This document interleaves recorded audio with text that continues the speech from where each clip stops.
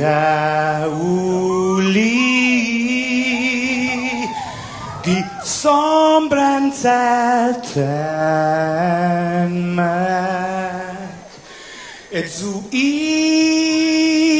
saluda antes de niga.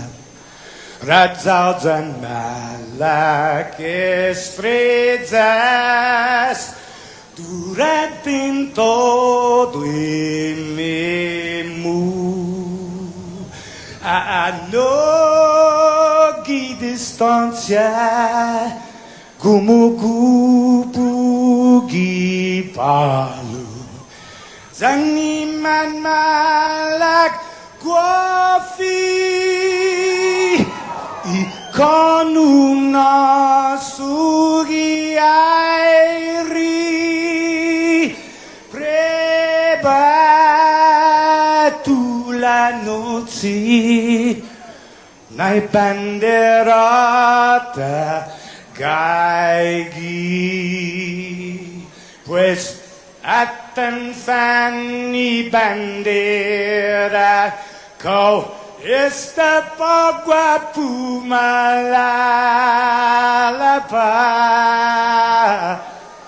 giluk tanu man libri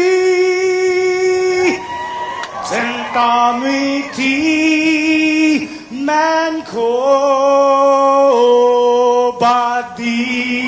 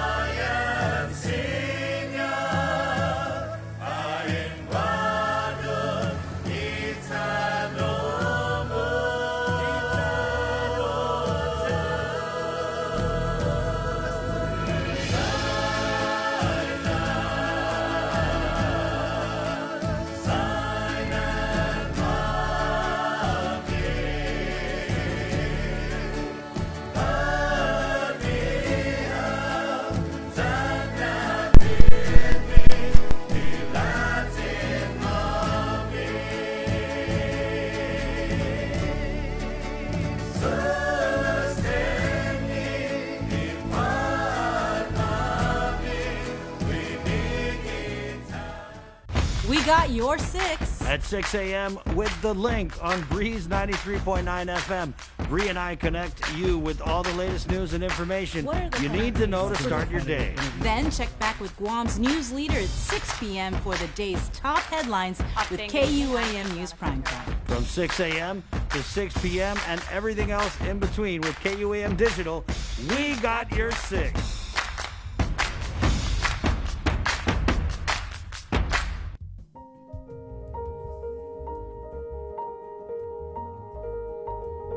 Half a day.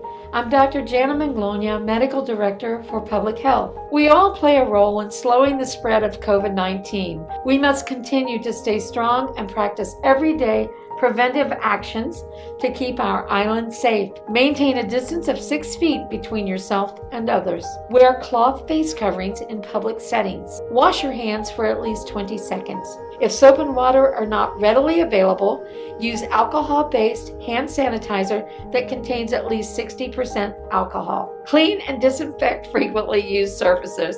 Avoid touching your face. Stay home if you're sick. Let's protect ourselves, our loved ones, and our communities. Prevention saves lives. For more information, please call 311 or check out our website at dphss.guam.gov. The way you look tonight, that second glass of wine got me thinking.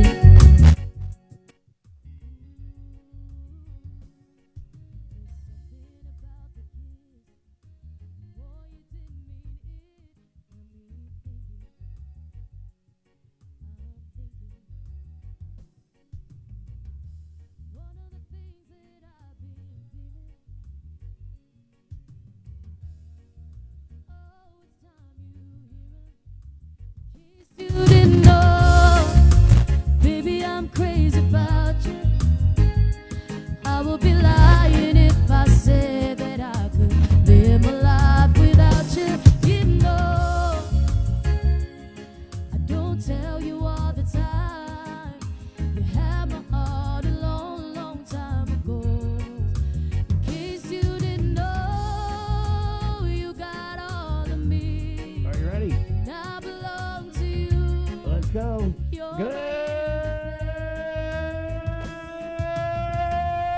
morning, Guam! Ha! Baby, I'm crazy. Friday, whoa! Business. Good morning, Sabrina. Good morning. All right. I know we're coming hard this morning because there's a lot going on, and I feel like we're heading into deep waters. Yep. As we're anticipating the announcement, some big announcements today. There's going to be a press conference today, Bree. From what I understand, I was speaking with Crystal Pacos and Augustine yesterday after she came on the show. Right. And she was mentioning how there could be a press conference today. And we have heard basically yesterday what had happened is the governor came on the show. I'm sure you guys know by now. And she had said that, they were anticipating discussions on moving back to PCOR 2. And we know through the course of yesterday, there were meetings held, high-level meetings with the governor and even people from the different, at least a couple different schools. Right, the stakeholders in the community, definitely, like you said, schools, because as soon as that meeting was over, different schools were putting out notices. I mean, I got one from St. Anthony's. We saw the one from Harvest Christian Academy. The Department of Education, they made an announcement rather quickly after that news conference. And something just came out about Dodea on Facebook. Right, there's a live press conference going on that the Department of Defense is hosting, and I believe they're talking about the status of Dodea schools. It's going on right now, so I haven't had a chance to watch it. Okay, locally, Dodea schools locally, or is it a national press conference? It's a national press conference.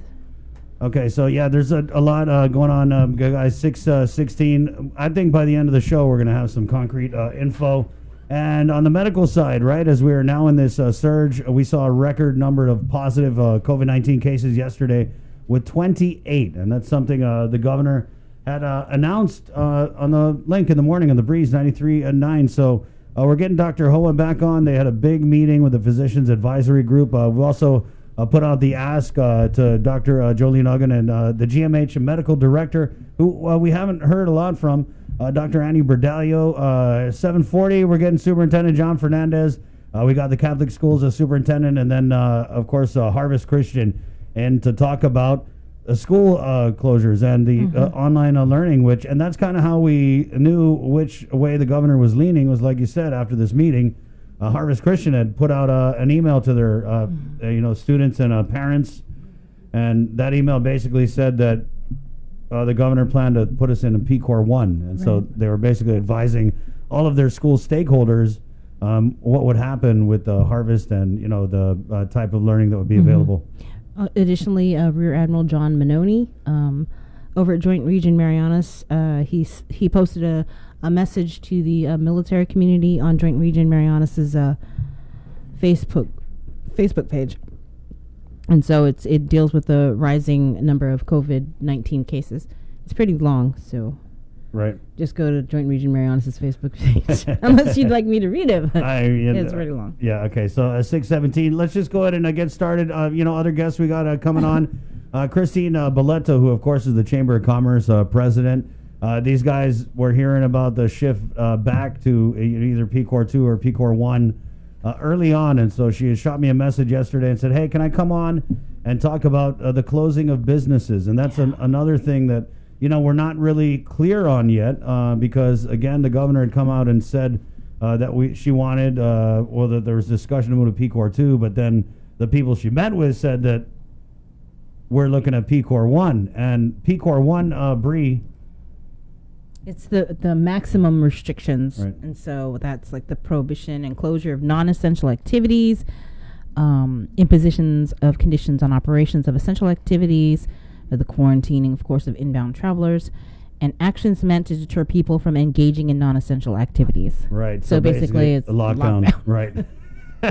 Lockdown. And it's crazy, since we've had this surge in positives, you look at the comments and like every other comment is lock us down. So we're right back to, man, it's sad. And there's just so many different aspects of all of this to unpack, and we're going to try and we're not going to get to every angle, but there are just many angles. For example, with the elimination of face-to-face learning, what we're hearing now is parents who have jobs and we're going to send their kids to school for face-to-face learning. Now I got a bunch of messages on my Facebook. They said, hey, what about single parents? Yeah, so these are, very real concerns that, again, we're going to have to deal with. But I think the priority now is our health and safety. And so these are not, and God, I've disagreed with the governor, the lieutenant governor, so many times, but there's this characterization out there with some people that, the governor is happy that she wants to put us back. No, they don't. Why would they? But again, the health and well-being, the safety of our community, that has to be top our priority. number one driving factor. And I'm sorry if that means that we've got to close, bars or restaurants to avoid the risk of this deadly virus, then sadly that's what we have to do. But again, that doesn't mean that there aren't going to be victims, there aren't going to be, of course, and that's really, I was in a good mood this morning, Bree, because I'm just really trying to think about the road ahead. And this is a road that we've all been down. We went down this road together during containing COVID. Remember the lockdown, Bree? Try Yes. not to, yeah. And so I'm Of course. I'm thinking like it's going to be rough the next couple of weeks. We don't know if the PCOR status that's going to be declared. Is it just going to be, the textbook version, or are they going to try and work it so that some businesses will get to remain open? I'm not sure, but you We don't heard know. the governor yesterday. She said that she was concerned about the dine-in Right. restaurants, and so that kind of, if you take that, it kind of would indicate that she plans on shutting down. Right. And we're hearing it's not going to be this long-term thing. It's going to be for 2 weeks because the 2 weeks is usually the The period, the incubation. So yeah, but they're saying you give it 2 weeks, and then usually the virus would run its course. So yeah, I mean, there's businesses closing. People are going to be out of work again, right? And so these are all the ripple. I mean, not even ripple effects. By now it's a tidal wave. Yeah, and school's going to start on Monday, and again, like Chris said, it's all distance learning. But then you got to take into consideration what about the 28% that opted for the face-to-face and probably might not have the technological means to do the online platforms. Right, and so that's why there's the hard copy option, which from what I understand, the hard copy option is basically a printout of the online option. And so, yeah, these are all things that, guys, we're just going to have to sort out. I mean, again, they're pulling the trigger on this because we're at a point where just the spread of COVID-19, it's rampant. We're seeing it. It's very alarming that we're seeing it in all these different places that sometimes appear to have no connection. And so the spread, it's crazy. We had Adelup is closed. The airport was closed. The legislature was closed. Then we had the office over at the Department of Public Health, the Division of General Administration. Oh my God! I mean, if that doesn't freak you guys out, that the very agency that is taking the lead in protecting us during this pandemic had to have their administration offices shut down because somebody tested positive for COVID. That's literally where we are at right now. The very people who are tasked with protecting us and telling us how to survive, the doctors, the governor, the lieutenant governor, the public health administration, I mean, they got hit by COVID, guys. So this is so serious. I mean, that's where we're at. So, I'm walking around yelling Friday because I'm thinking about the road ahead, and I think we all just kind of have to mentally prepare ourselves. I was getting a lot of messages yesterday from friends who are just thinking about, God, the lockdown period and how tough it was, how, alone a lot of us felt. And there's that anxiety already that's starting to surface. So really, guys, what I told him, Bria, is you got to take that time for yourself, right? You got to take that time to just, whether it's meditating, breathing, doing some kind of activity that takes your mind off of everything, because you're going to feel it. Don't go around thinking that you're not going to feel anything. Or don't go around thinking that, God, what's wrong with me? I'm sad, or, oh, it's getting to me, because you're human. It's supposed to get to you. There's no way that any of us can process what's going on our island right now and what's going to happen, today and for the next few weeks. And if you are feeling that anxiety or stressed, or you need someone to talk to, the Guam Behavioral Health and Wellness Center, they have a crisis hotline that is going to be 24/7. That number is 647-8833, 647-8833, or 647-8834. All right, let's go ahead and get the show started, which is proudly brought to you by Polka, which is distributed by Ambrose Inc. They got the peach tea, they got the lemon tea, they got the cappuccino. Guys, go out, stock up on your Polka for the lockdown. Also, IT&E Cabo Enterprises. It is the link on the Breeze 93.9. Also on the show this morning, we'll talk with Reverend Tax Director Daphne Shimizu. And I think a lot of our conversation this morning is going to be, how are you and your organization, your agency, going to be affected by a PCOR 2 declaration or a PCOR 1 declaration? So we'll also get Maria Pangilinan from the Guam Election Commission on. What's going to happen to our election? Yep. Oh, my goodness. Also, we'll get Sergeant Paul Tapao from the Guam Police Department. How are they going to prepare for what's looking like a return to the lockdown? All those questions that you guys have, we're going to try and answer. We'll try and answer all of them. We might not do it, but we're definitely going to try. It's 6:25 on the link, The Breeze 93.9. Let's go to the KUAM News Studio where Nestor Lecanto has our link update. Good morning, Nestor.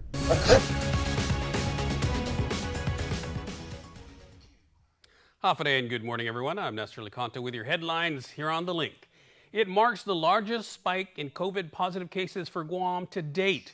28 positive cases out of 445 test samples. Of the new cases, 11 were identified through contact tracing, and 4 reported recent travel from the continental U.S. and were identified in a quarantine facility. To date, there have been a total of 477 confirmed cases of COVID-19, with 5 deaths, 8 hospitalized, 43 released from isolation, and 129 active cases.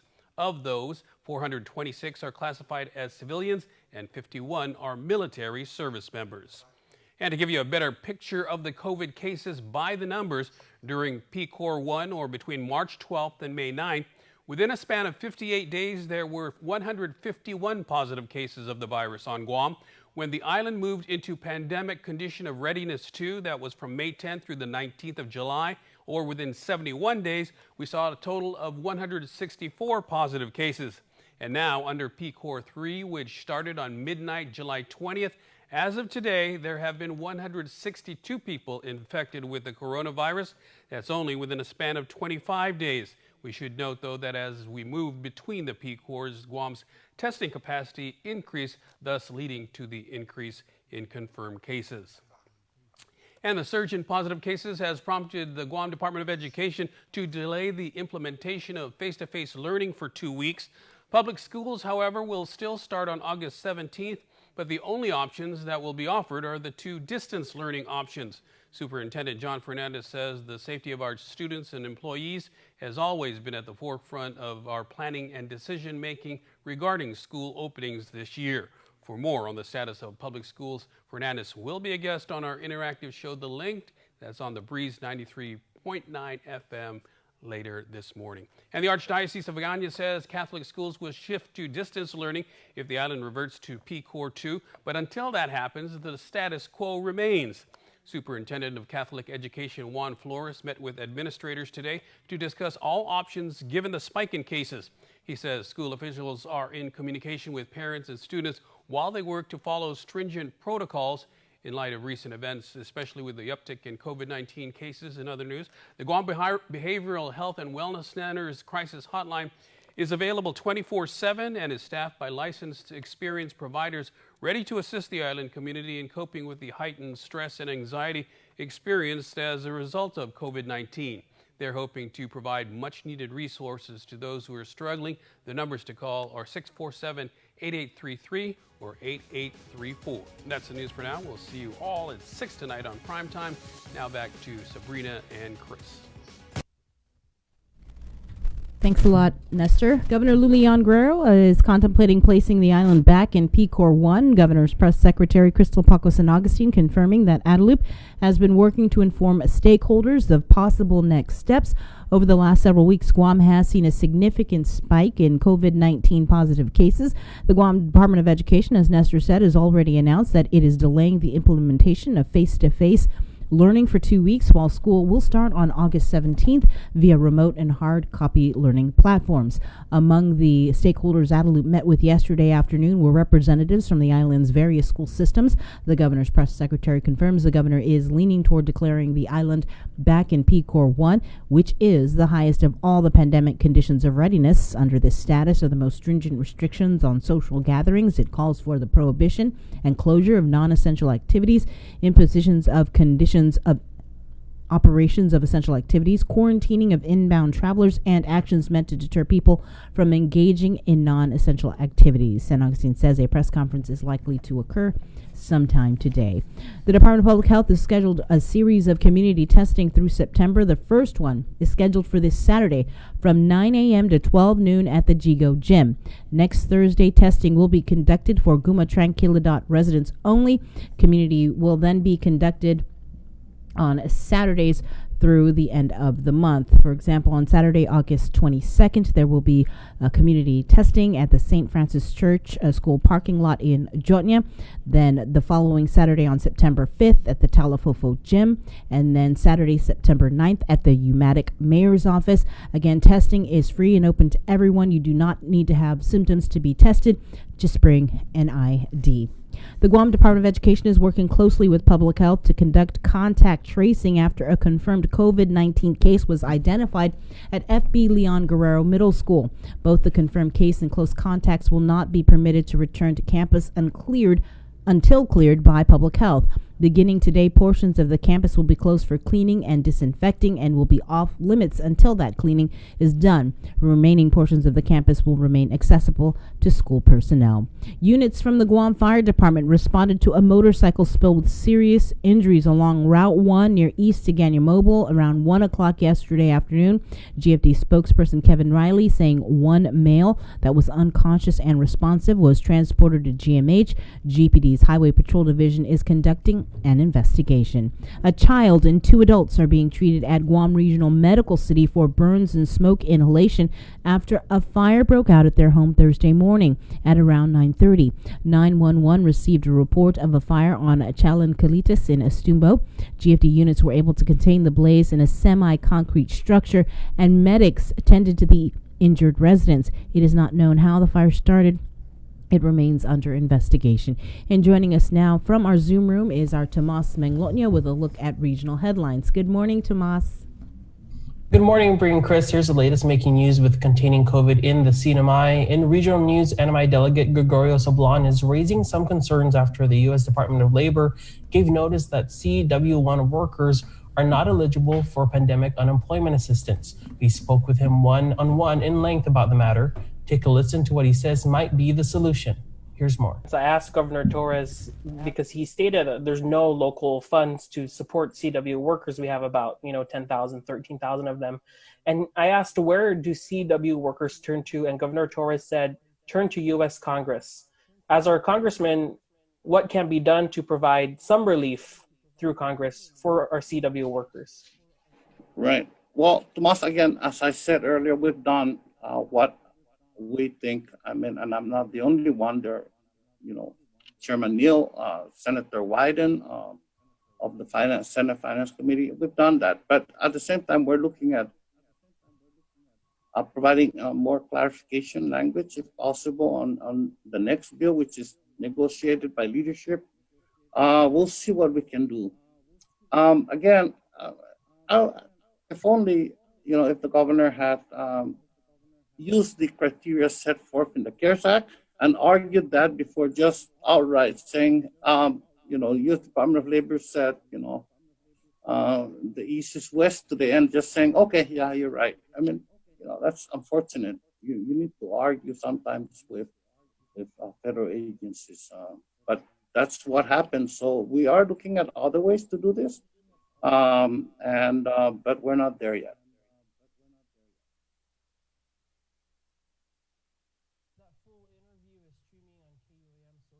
Platforms. And in other news yesterday, the last day of community-based testing initiative for the CNMI is set for August 18th.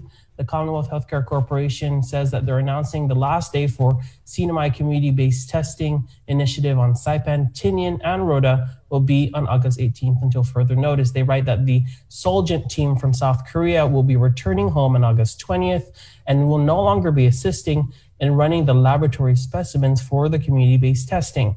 The task force and CHCC say they are grateful for the assistance that they've been given over the last 90 days with their initiative.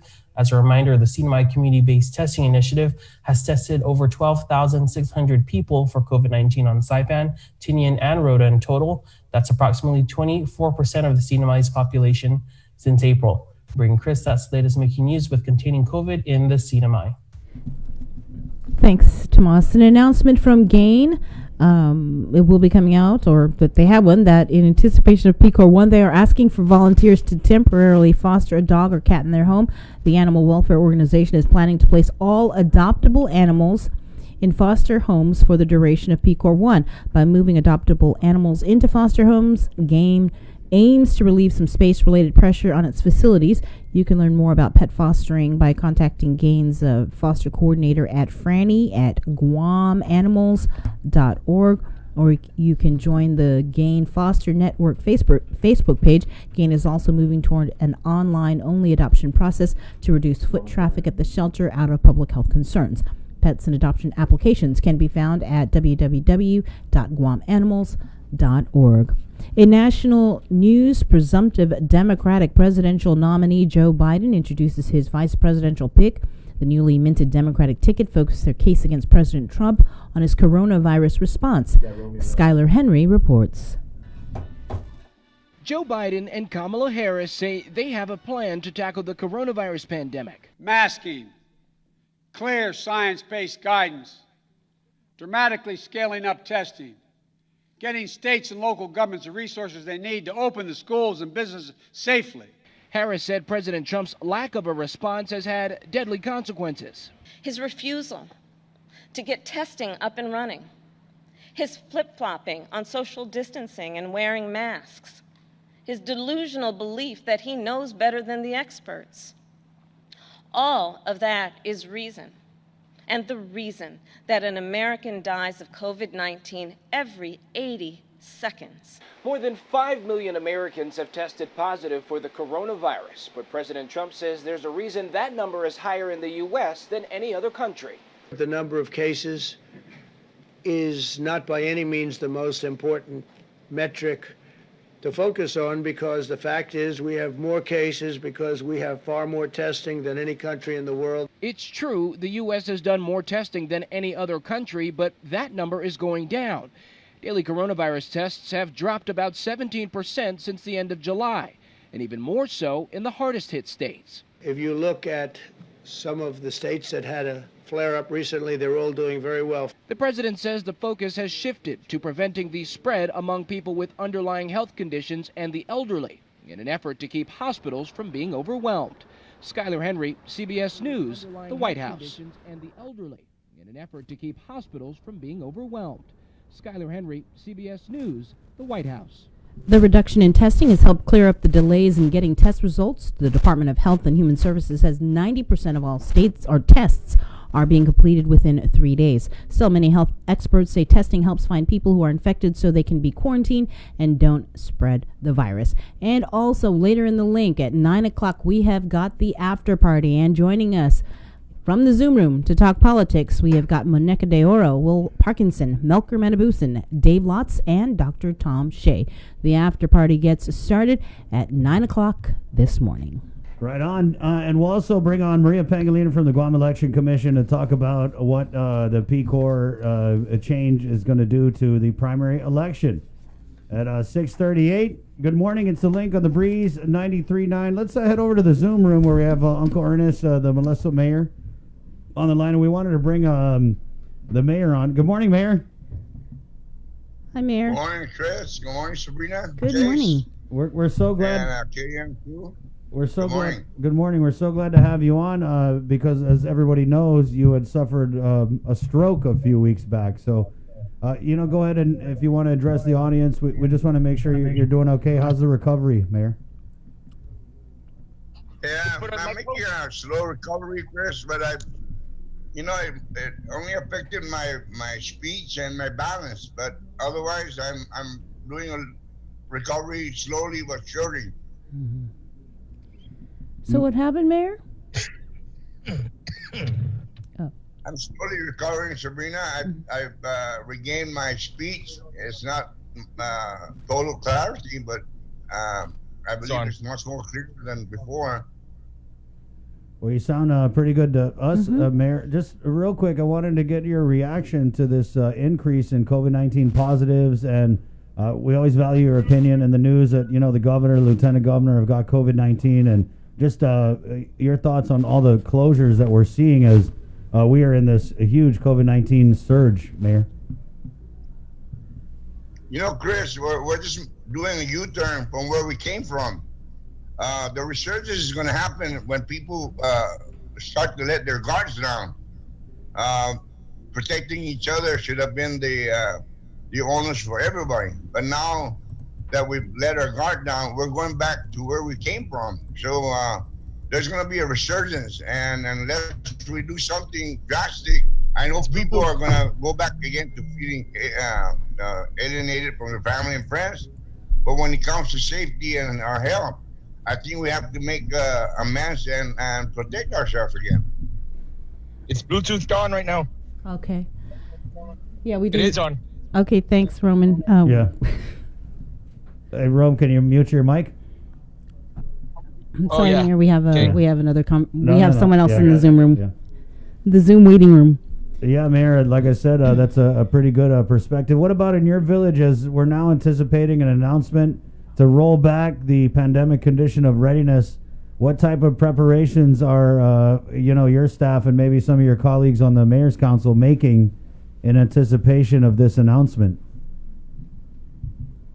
Well, Chris, depending on what the governor's guidelines are, we as mayors have to join in our efforts as well as everybody else. Because, if we don't protect each other, who's going to do it for us? So we need to follow the guidelines because those guidelines are established to put safeguards, and the guidelines are to guide people in how to help each other stay healthy and safe. Right on, Mayor. So God bless you. Is there anything else you want to tell out to your constituents? Because I know this is the first time that we've had you on since your stroke. Yes, Chris. You know, even my strong supporters have asked me if I'm still running for mayor. Yes, I am.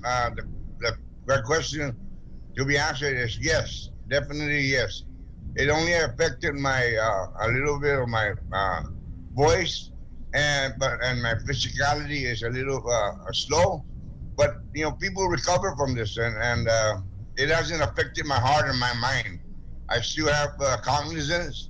I still know what I want to do to continue what my staff and I and our embassy have started.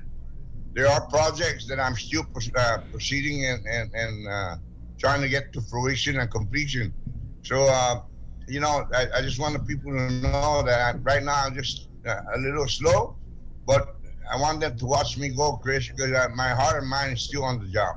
Right on, Mayor. Although I'm on leave of absence, since I had the stroke, I still managed to engage with my staff to make sure that the village is not neglected, the maintenance, as well as the service to our people. All right, thanks a lot, Mayor. Yeah, Mayor, definitely. Wash your hands, and Mayor, be safe down there, okay? And you keep us posted, Thank okay, you, Alcarnes? Thank you, KUM. Thank you, Chris, Sabrina, Jason, and the crew. Thank you very much for allowing me the opportunity. Thank you very much. Thank you, Mayor. God bless you. All right, thank you. Okay, there you go. Heart and mind doing just fine. I like Mayor Ernest. 6:43. Let's just get back into the Zoom room where we have our buddy Roman De La Cruz from Hawkeye, and of course Roman has just got so big on the slinging. And wow, you know what I was thinking this morning when I woke up? I was like, I bet Roman is going to take us outside on the Zoom call, and lo and behold, here we are. Rome, good morning. Hey, Update, good morning. Hey, Huff, where are you at? I am at the Saugan Katoran Chamorro, the new additional headquarters for the slinging group Otsu Marianas. Right, and so you guys have got an event, right, tonight or today? Well, actually, we have a gathering this morning. There's there are reburials that were unearthed in Saipan several decades ago, and there's going to be a reburial ceremony there at 8:30 this morning for the ancient village of Aliao. So, you know, I mean, of course, respect for our ancestors, and for another step towards Mariana Island solidarity, we're joining our Chatlus in Saipan in the morning, and also making way to prepare for another mass funeral or mass reburial in Saipan next week on Friday.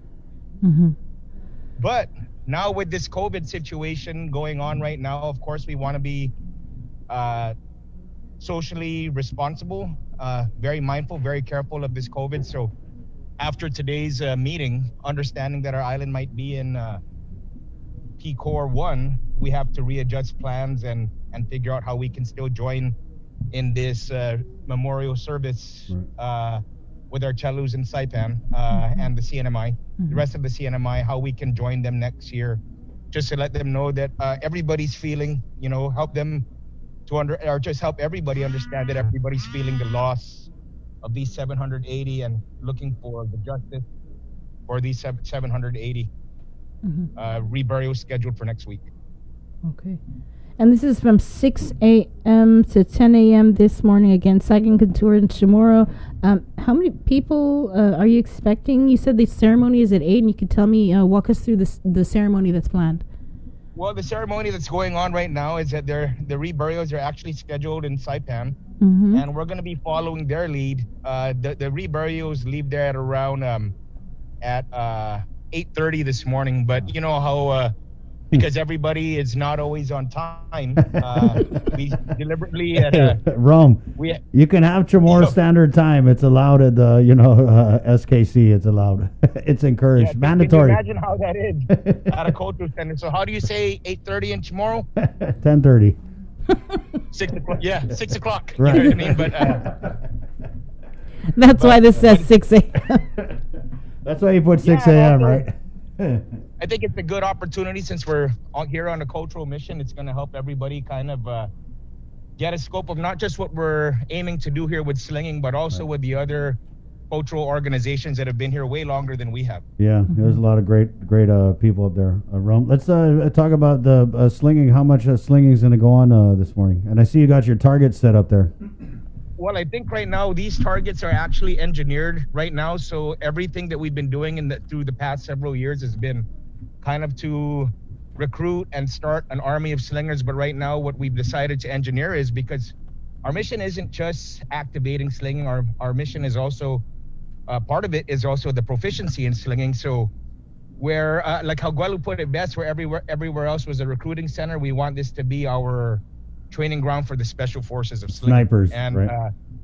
So the thing is right now there are a lot of other elements that are involved with slinging. I mean, of course, slinging being in a sense a martial art, a form of defense. It's a sport, it's a game. Right. And we know that it's not everything. So right now we're just really trying to educate ourselves into other stone games and other forms of competition that have been available within ancient Chamorro times. Maybe welcome other new Pacific games that are in here, and then just bound and gel with all these other facets of culture, that can just dial everything in, aiming, of course, towards and beyond the 500-year anniversary. Nice. Which we will be commemorating next year in 2021. Rome, are you able to go maybe more over to the cliffside and give our viewers on Facebook kind of a view because this is a prime property over here. And yes, if you look here, I mean, of course you can see the sunrise, but if you come here during the evenings, especially the right time of the year, the sun's setting that way, and if you get a good rain cloud, you can only imagine all the colors that you get on this side of the sky. Right. So, I like what they're doing here is they're putting in a lot of indigenous plants. We're making way, just for people, not to only be ignited about culture, but also help these guys just kind of cater this setting so that way people could be also excited to come here and not just celebrating what we understand as culture, but maybe what the people were feeling back then, which is like an intimacy with the land and nature. Rome, but we've been following you for years. I know you're a spiritual guy. I'm just curious if you could, in closing, because we got to go. What are your thoughts on this surge and this whole pandemic, and how you find your center and your peace in the midst of all this? I think this pandemic is definitely very it's disabling in some ways, but I think what we also got to realize is they're not asking us to put on handcuffs and strap ourselves into the house. I know, social distancing is very responsible and very, I think it's a way to go. But I think if we just move responsibly and really activate our intelligence here and just be just try to focus on that. And then I think it doesn't, even though it maybe stops some facets of our lifestyle, I think that there's still a lot of options that we can have in terms of, okay, maybe it might not give us a financial support that we need, but finances are just a very small part of your life, as they should be. So I think it's a good time. Maybe they're stopping us from what we can get outside, but can never stop us what we can look for inside. So I think it's a really good time for internal searching. It's a good time for us to adjust our perspective on certain situations. So maybe make the dark sides a little bit less dark, and maybe that'll help make the bright sides a little bit more bright. Well, like you said, it's about self-reflection. And so in your self-reflection, what have you changed about since COVID? I think what I've changed about COVID, man, is I think, I've always been fortunate enough to appreciate nature, but I think right now what's important is that everybody's out there is looking for self-peace, and that's great and that's important. But also, it's not just all about yourself. You know, I think you also got to be very mindful of others. And I think if you put that a little bit closer to the center of what you're doing, it's not just about how I'm going to survive, how I'm going to get forward. It's kind of how you're going to get, what can you do to help everybody? Now, it doesn't have to be joining a protest. It doesn't have to be blowing a cooler. It doesn't have to be anything. But if you really just try to internalize that kind of mindset into what you're doing, it kind of helps govern a better way of not just acting throughout the COVID, but a better way of just moving forward in life, you know? So, you know, like, yeah, man. It's, dang, this view is crazy. Yeah, it is. That's why I was like, hey, take us over there. Because we got a lot of viewers in Kentucky. They don't got this in Kentucky. Yeah. Well, and if you have viewers in Kentucky, especially if they're Chamorro viewers, if they're missing home, I invite all of you guys to, I mean, of course, embrace culture. And, you know, one thing I don't know, there's a lot of other parts of culture that I'm really lacking on, but I can't tell you slinging is, it's some really fun stuff. It's some very accessible stuff, and you'd be working in the craft of something that defended your ancestors. Right. You know, so if that's not going to make you feel closer to home, then, you know, there are a lot of other options that can, but, you know, we're more than available. I'm on Facebook. Some of the other guys at Otsu Marianas are on Facebook. We have a Facebook page, and we teach slinging for free. You know, there's never, in this case, there are strings attached, but you got to let it go, you know, so.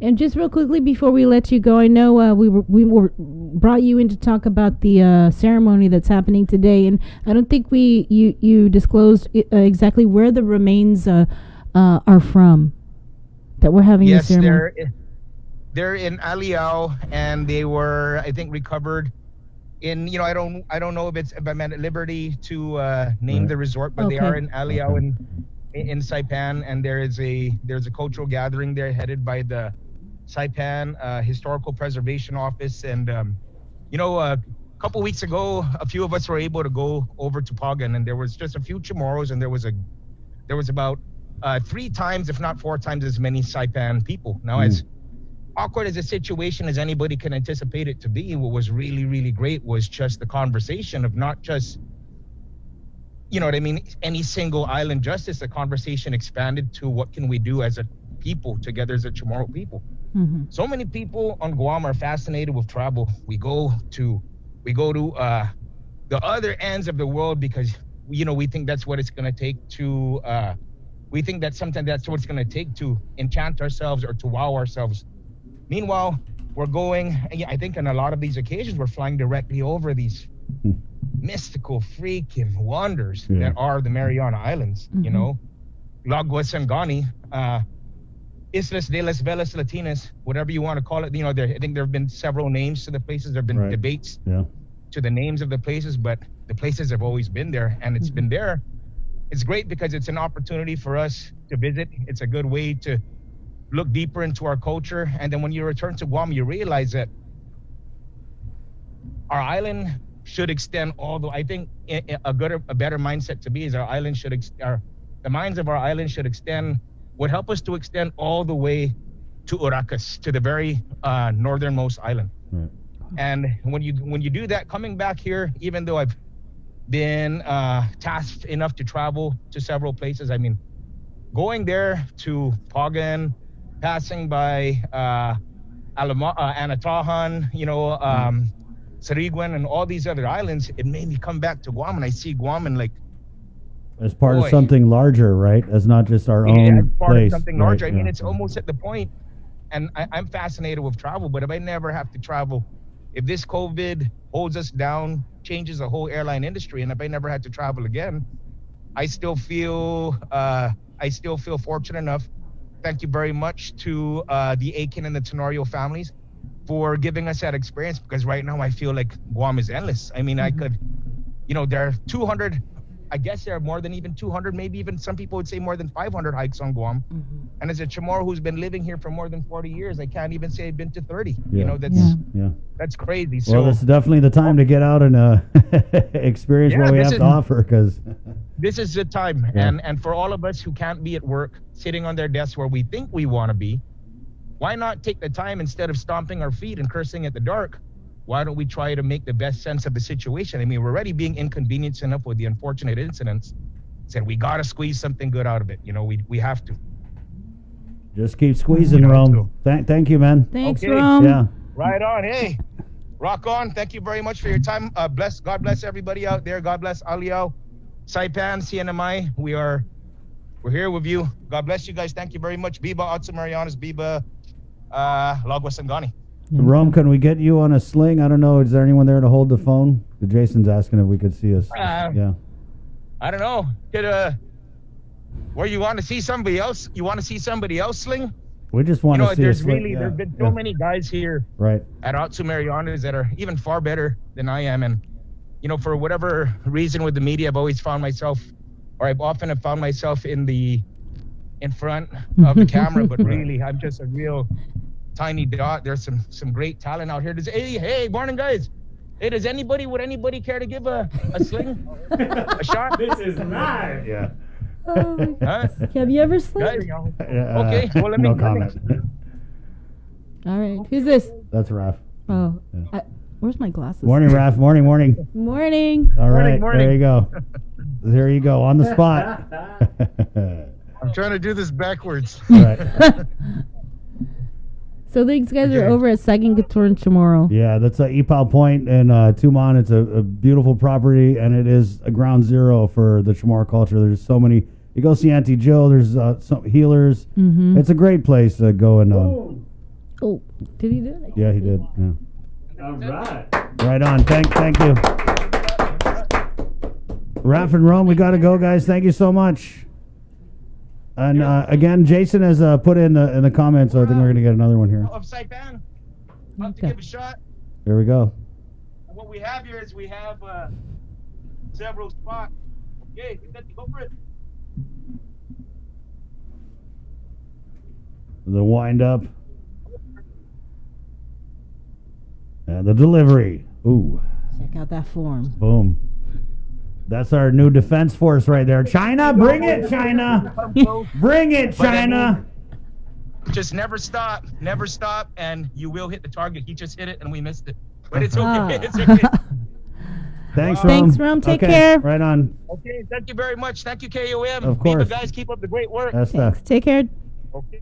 Okay, there you go. Rome de la Cruz there. And so Jason had put up on the comments the link if you want to go and check it out. He put the link on the link. Sling Guam official. Sling Guam official. All right, it's How 6. do you say bullseye in tomorrow? 6:59. We're going to take a short break and come back with Dr. Hoa from the Governor's Physicians Advisory Group. Obviously, a lot of information about to come down about what type of declaration we're going to be making, what type of restrictions, and then maybe also want to talk about the spread, the rampant community spread that's ongoing. It is the link on the Breeze 93.9. We're KUAM FM. Agatni Guam. Good morning. Nobody likes GU Self-Storage, conveniently located near the Harmon McDonald's. We offer affordable rates, online payments, and auto bill pay for your convenience. Plus gate access daily from 6 a.m. to 9 p.m. Call us today at 648-7867 for more information.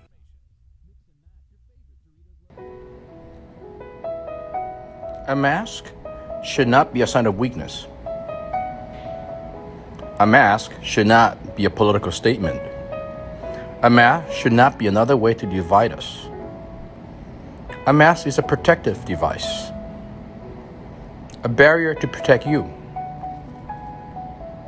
and those around you from a virus. A mask is just a mask. A mask saves. Hello, my name is Onania Snivy, and I'm here to explain the importance of wearing a mask. Mask in Turkish, polypollen awat arepotuj. Mask asisilan kitchingaw. Mask asisilan and notes mail up for us.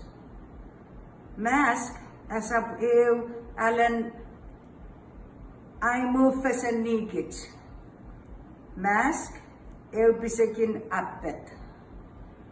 Mask ew titin appet ngonuk. Me John arum seni someone. Mask eujak mask. Mask apetin manaw.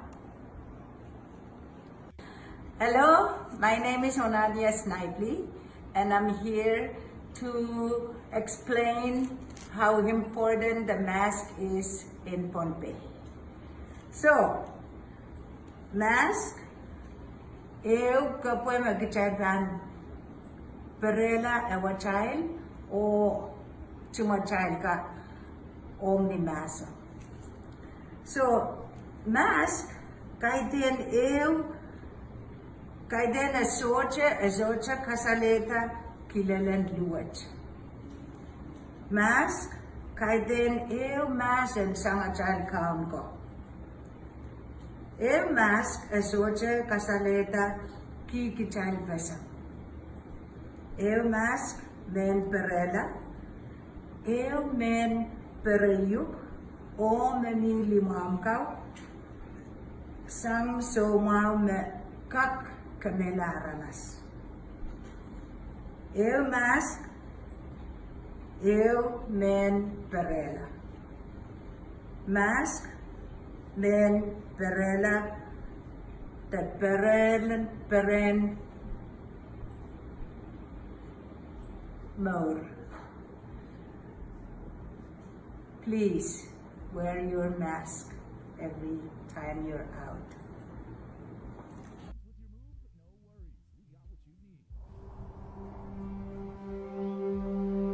When the world feels stuck at home, there are people who would love nothing more than to have a home. Disasters don't stop during a pandemic. Together, we continue to give help and hope to those in need. Help now at redcross.org.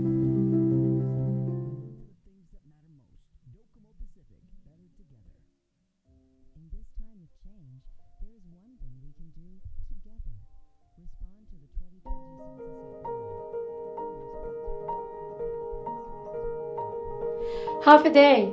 I'm Dr. Jana Manglonia, Medical Director for Public Health. We all play a role in slowing the spread of COVID-19. We must continue to stay strong and practice every day preventive actions to keep our island safe. Maintain a distance of 6 feet between yourself and others. Wear cloth face coverings in public settings. Wash your hands for at least 20 seconds. If soap and water are not readily available, use alcohol-based hand sanitizer that contains at least 60% alcohol. Clean and disinfect frequently used surfaces.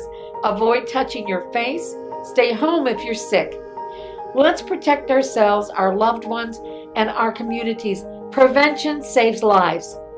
For more information, please call 311 or check out our website at dphss.guam.gov. We got your 6. At 6 a.m. with The Link on Breeze 93.9 FM. Bree and I connect you with all the latest news and information you need to know to start your day. Then check back with Guam's news leader at 6 p.m. for the day's top headlines with KUAM News Primetime. From 6 a.m. to 6 p.m. and everything else in between with KUAM Digital, we got your 6.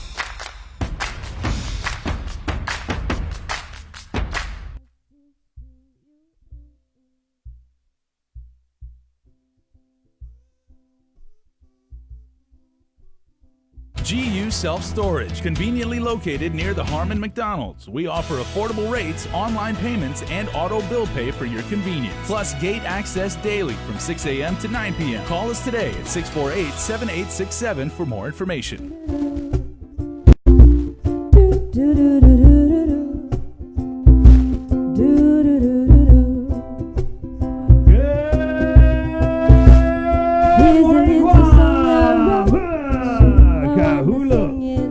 Away the Mugu 706. My name's Chris. Good morning. Off a day, everybody. What's your name?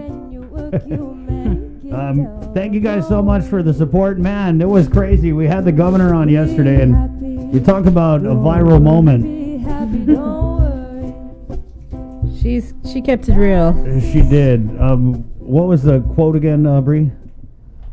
I think Jason knows it. Yeah. What was it, Jason? Okay. You know, we put that on Instagram too. Okay, first of all, we realized that, like, despite our best efforts, not everybody in the world is into the news. Even people that are, not everybody watches us. We're working on that. But her quote, when she said the virus is a bitch, her words, not mine, word for word, that thing reached so many people. And I was thinking last night, I was like, okay, I'm thinking one of three things. Either she and her team thought about that, and tactically she said, "This is what I'll say." Yeah, I don't think Or so. she, or you know, I mean, the governor does have the virus. She was maybe just like sick and not, you know, not feeling as normally sharp, you know, as she normally is. Or she just tired because, you know, this has consumed her for the last I 10 think months she was of her just life. being real, man. I think she. You looked at her.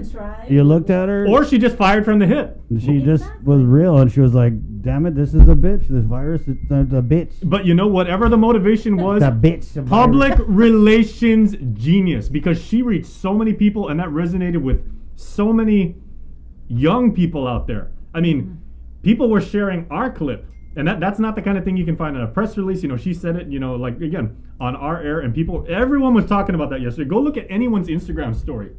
So many people took that. There are memes about it all over the place.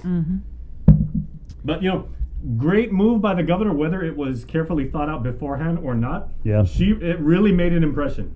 I think, again, she was just being real, and Yeah. that really translates with people because, you know, going back to our open of the show, a lot of us don't realize how heavy this is, you know, because you got to get up, you got to do your thing, you know, you just got to keep on putting one foot in front of the other. But, you know, in those moments where it hits you, it really hits you. And I think that, you know, our governor was just overwhelmed. And God, She connected with a lot of people with that one word. I know. It was just an interesting word coming from a governor a lot of people elected on the whole, like, Futures Famalawan thing. For her to drop, like, the bitch, it was just like, but I'm the other sorry. one, I just have to say, sorry, this virus Son of is a bitch. See a day. It reminded me of my grandpa, you know. Woo. He would just And we were sitting here, and I was just like, did she? I didn't even hear it at first. I heard it, but then Yeah. I think I was just like, she No, did say that. If you go didn't back she? and watch the video, Sabrina's kind of like, No, I was amazed because you guys had no reaction. right. And Joe and I behind the camera were like, wow. She But just I said think that. she even mouthed over to me like, "Did she say bitch?" And I was like, "Yeah, she said bitch." But the other one that got me, man, was when she said that at the end, she was like, "You know, it's a bitch," and she goes, "It knocks you." Yeah. That just reminded me of my uncles back in the day. I guess it's short for "it knocks you out," but they would just always say that. But they never were talking about COVID. It was always like, "Oh, when you shotgun the warm beer, boy, it knocks you," or the gout, like, "Hey, boy, don't get the gout because, wait, let me tell you, it knocks you." I was messaging with one of my friends last night, and he was like, "Yeah, our governor's chod." So I thought it was cool. It was Which is high praise. Yeah, no, and it was cool. It was a way for her to, and I don't think it was intentional. I think she connected with a lot of people. With that damn Thug Life video that's going around. Yeah, I don't know who did that. We didn't do it, okay? But I know I definitely posted it. And Yeah, I got it like 10 times. The shades, fly, right? yeah. They forgot to put the joint in her because in the Thug Life in those videos, it's Yeah. like dun dun, and they do the shades and the joint, right? Dun, dun, dun, Next dun, dun, episode, dun, DRE, dun, dun, dun. baby. Yeah. Okay, so let's go to the Zoom room here, and we want to get Dr. Ahoa on. Good morning, Doc. Thanks for coming back on. Oh, good morning, guys. Good morning. I got to start by asking you, in your professional medical opinion, do you believe that the COVID-19 virus is a bitch? Yes, she say that. Yeah, most is correct. She's very correct. What is she correct about? To use that terminology is really. Really Oh, come on, Doc. Yeah, don't get tricked by Is Bree. it or is it not a bitch? Oh, 100%. I would agree with that one. All right. So we're going to see this in the next Chamorro Medical Journal. COVID-19, the bitch, by Dr. Hoa Nguyen. An analysis. We'll be on CNN on that one. Right, we would. All right. And, you know, like we said again this morning, I need to laugh. I think we need to laugh because we're heading into some very serious, we're already in some very serious waters, but with the, you know, the next declaration, the governor we just got a message, 11:30 guys, press conference with the governor, and I know her whole team is, well, I think it's going to be with the governor because she's still sick, so I don't know how they're going to do it logistically. But Doc, you were in the Physicians Advisory Group last night. This was a big meeting. A lot of people were in it. What can you tell us about what happened in that meeting and any of the decisions that we might be expecting this morning? You know, we have a big meeting yesterday. You know, we have all the physicians there and public health, CDC. We have dentists there.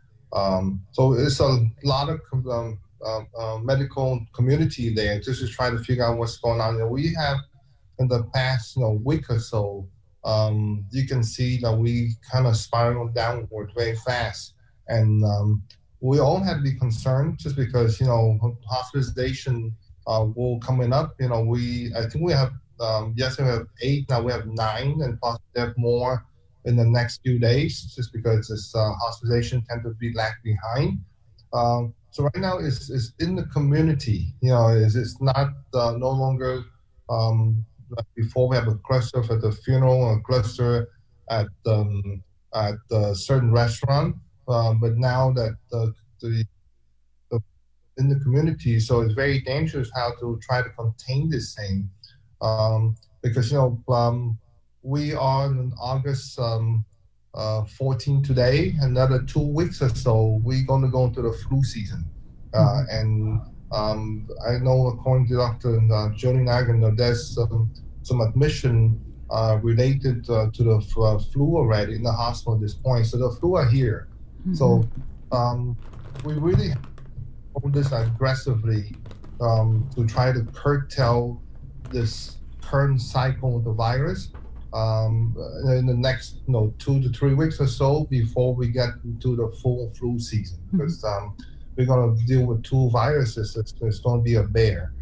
So the question is, what do we do? You know, we go to 2, we go to 1, and it's really very hard decision because, you know, we have to take into consideration of what the economic, our economy is at this point. We try to open back up, and it's very hard to go backward, but sometimes we do not have a choice because we really have to take some aggressive action here. So, you know, we talk about some PCOR 2 with some a lot of restriction because we really have to look at the area where we have the breakout.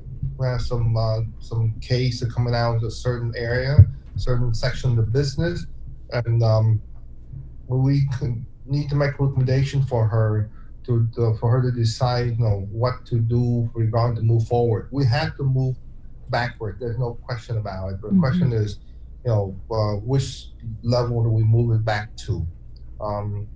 So it's just, but whatever we do is her decision of which level we go back to. But there should be quite a bit of restriction again on area that on location that we will have a breakout at this point. You know, it's just as a gathering. We might have to move back the gathering to much more than 25. You know, maybe down to 10 or less than that. So just because every time that we get together, the problem is that we drop our mask, and that's where the infection occurred. And I tell you, it does not discriminate against anybody. So when we start to gather, even a small dinner with friends or whatever that is not on your same household good, everyone should know that they take a risk, and that's the problem. Because a day or 2 later, you figure out that one of the friends that you have dinner with turned positive, and that's where the whole thing start to spiral out of control. So I know the possibility that we have probably over 500 contact, you know, higher that public health had to chase down just because there's a close contact with somebody. I say it's no longer the close contact of funeral or no longer close contact with certain restaurant. It's a close contact out there in the community.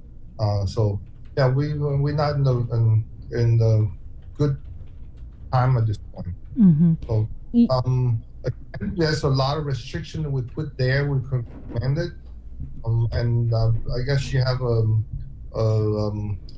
press conference that she will release. So, which one she think that she would agree with us in closing. But there's certain business there that we're going to close it down for about 2-3 weeks just for this cycle of the virus to be over. Okay, so you're looking at a temporary rollback to PCOR 2 or PCOR 1. What was the final recommendation, though, from the PAG in terms of which PCOR are we looking at? Yeah, most likely the PCOR 2 were lots of restrictions. Okay, so PCOR 2, there's a strong possibility that we may go back into PCOR 2, which is there's the maximum restrictions for PCOR 1.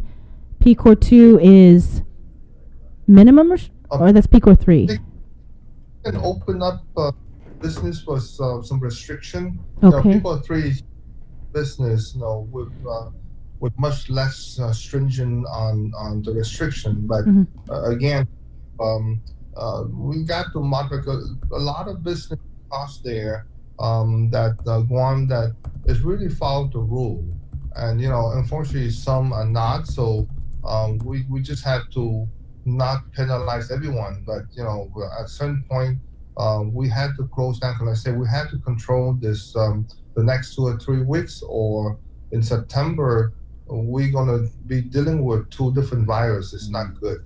Mm-hmm. Okay, so yeah, PCOR 2 is moderate restrictions, but according to the so Doc, what's interesting is I know that you guys had your meeting, but we understand the governor met with representatives from schools, and they were told that PCOR 1 is going to be implemented. So I know you're still a little, is it going to be PCOR 2 or PCOR 1? Do you think that there's still a chance that even though we have heard from people who heard it from the Gov that it's going to be PCOR 1, is there still a chance that maybe PCOR 2 with some modified restrictions, or do you just don't know? At a certain point, you got to go to down to the lower level at this point.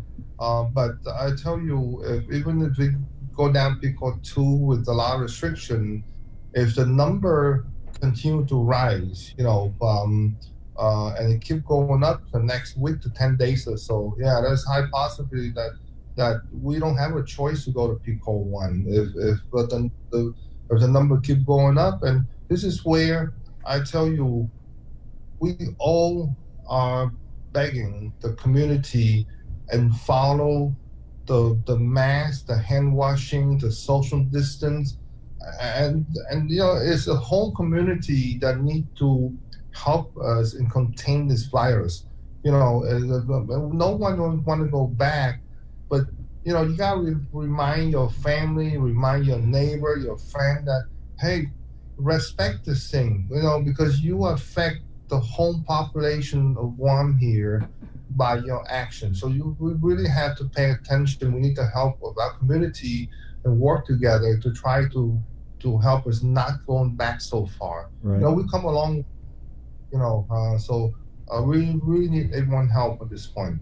Doc, I know there's a lot of opinions on that physician advisory group, but on the personal side, what's your opinion about which of the PCORs we should move back to?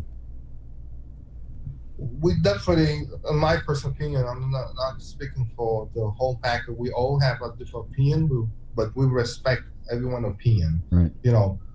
That we need to go back to 2 with some restriction, because we know where the breakout coming from.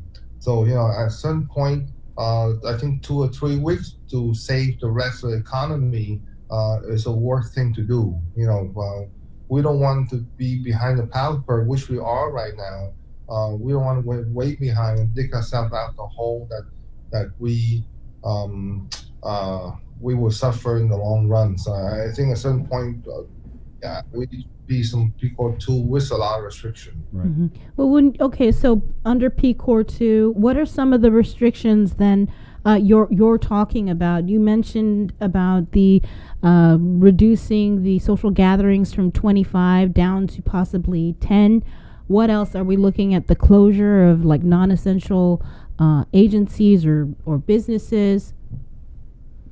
Yeah, some of the business we have right now, there's nothing new that I don't mention. Some of the restaurants get hit hard. Some of the gym get hit hard.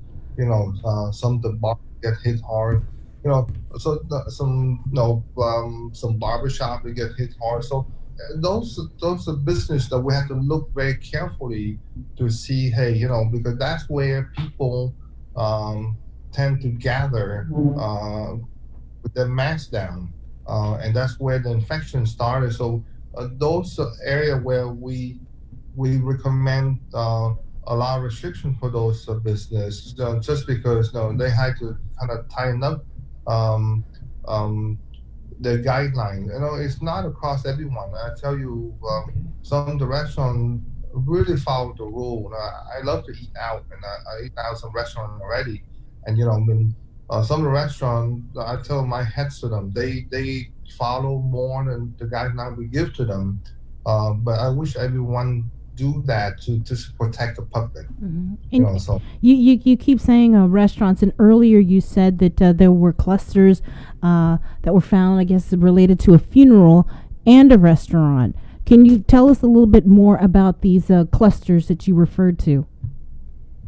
Cluster mean that if we know there's a positive case come out of, let's say, that event, okay, and then we do all the contact tracing, what public health does, and when you contact the people and those people start to turn positive, that's a cluster. I mean, right. And I think we all are familiar with what a cluster is, but I'm talking about, you mentioned there were clusters that were identified, one stemming from a funeral and then the other at a restaurant. So this funeral cluster that you're talking about, we had the Chuukese Association of Guam, I think Vice President Kos Nakamura on, and he was mentioning about a funeral that occurred within the Chuukese community. And is this the cluster that you are referring to? Yes, I mean, there's one with the Chuukese community, and then one with the local, funeral. So there's actually two funerals that there's a cluster come out with those. It doesn't distinguish who you are, or race you are, but because at the funeral, that we see there's no mass at those funerals, and that's where everything kind of break loose. And you gotta remember, when the people go back to the funeral, they associate with other people in the community also, and that's where we start losing contact, just because now trees start to grow, and the branches are out there. So for everyone that get infected, remember, they go to different places, they see different people, so that's where you start losing the track of who you come in contact, who you give it to. So it's kind of dangerous when you start. So it's like a tree. I mean, Doc, we have the governor's office is closed, the legislature is closed, the airport's closed, public health is closed. So yeah, we're definitely seeing rampant, widespread dangerousness. What about the restaurant cluster that you referred to? What can you tell us about that? I mean, everyone talking about, we have some restaurants, I think Crust, and you have a few restaurants down in Tumon that basically have also a cluster that coming out, and there's multiple people in those restaurants that positive, and then they go to the bar, and now those bars that tend to also have some breakout as there's some multiple positive coming out the bar. So as you can see, when you go from one place to the next, it really you spread the virus out, so it's not just one place that you expose yourself to, but every place that you go, you spread the virus out to the people around you. So I wish they... You mentioned Crust, and just by mentioning or saying they're restaurants, but are we talking about like events at restaurants, or just like regular, a party, or you're just sitting around and you're eating? Right. Because, I mean, all it takes is one positive person to eat and then spread it, then, dinner and a drinks, and it seems like that's what happened is they went to dinner and then they went to drinks and then who knows where. Like I was with somebody within my household, I was eating dinner. I mean, that doesn't, that wouldn't be classified as a cluster, right? Yeah. Or was it like a party at a restaurant? Yeah, the only one, the thing I know is a large gathering, but I don't know that. That's under investigation by public health team. But I know that there's quite a bit coming out of that event. So it's like I say, everyone need to kind of follow the rule, so that way we prevent this from happening. I mean, we were doing 1 or 2, and suddenly I tell you, once you get one set of people get affected, it's going crazy at this point. Right. Doc, you said that they lost track of the trace. So I'm really concerned, and we had public health on yesterday, and of course they're not going to say we're in over our heads, there's too much going on, we're trying to track this thing, and it just looks like a big scribble when we try to contact trace. So in your opinion, do they have the staff to conduct? I mean, I lost track of how many investigations are ongoing when you look at the number of places that have closed down. So does public health have the staff to do these trace investigations, or do you think or has it reached a point, Doc, where it's so rampant that it doesn't even make sense to trace investigate anymore? Yeah, it doesn't matter they have 1,000 people on the tracing team. It's really depend on the people that positive that give you the right answer, right? I mean, you're gonna meet person A, person B, person C. But when public health interview you, you say, well, I only meet this person, and you leave the 2 or 3 out. You really not tracing, right? I mean, some people are not really want to tell you everything that everyone they come in contact with, for whatever reason they have there. So that's what I mean by loss of contact, because I don't remember who I meet yesterday. I meet a lot of people yesterday, but I'm going to try to name everybody I meet. I'm going to be in trouble. I can't remember everything. So those I mean by the tracing are lost out there, because as much as public health will ask you a question, who do you come in contact with, you just can't tell everybody. I mean, you don't remember anyone that you meet. If you go to restaurant A, where the cluster is, and then you go to another bar, there's multiple people in that bar, and if you give to those people in the bar, you can't really remember who do you meet. So it's very hard for public health, to trace everyone. I know that they are overwhelmed or not, maybe, but it's not because the manpower or because they have too much. It depends on how much volunteer, how much info they get from the patient. Right. So just like I'm not picking the Chuukese community, but the Micronesian community overall in the United States, when they have the cluster breakout, it's very hard to get info out to try to get contact tracing of who do you meet. Is the language barrier, the culture. So public health have a lot of challenge to try to make sure that they get in touch with everybody that possibly have a contact with an infected person. Doc, maybe they need to hire more some Chuukese interpreter contact trace investigators. The governor reached out to even the governor in Chuuk. They are at every level to try to get communication out there, and we put out PSA in different languages. We actually have those from the Guam Medical Association, and they produce some PSAs, I believe in Chuukese and Pohnpeian. Right, Doc. So there was a thing going around on WhatsApp, and people were posting it on Facebook, and it was like, if you have been to these places, and then it had a whole list of dates and locations. What do you make of people sharing that kind of info? And, is it unverified? What do we make of it? Because it ends up going around. But in a lot of cases, when this info goes around and we go and ask the government, They say, oh, it's unverified. Oh, and then we find out 3 days later, oh, it's actually true. So I don't know if you've seen this message, but it is a list of locations and dates, and it says, oh, if you've been to this place, any of these places, these dates, please go get tested. Yeah. There's always have information leaks out in the community somehow. Is that's something that when we put out the info out there, we have to be careful what we put out there, with the JIG and with public health. But because you cannot just blur out everything there, but you have to make sure that you plan things accordingly. But somehow info leaks out before public health can get there or the JIG can get there, and they will need to be verified before they say yes. That's the true information. Right.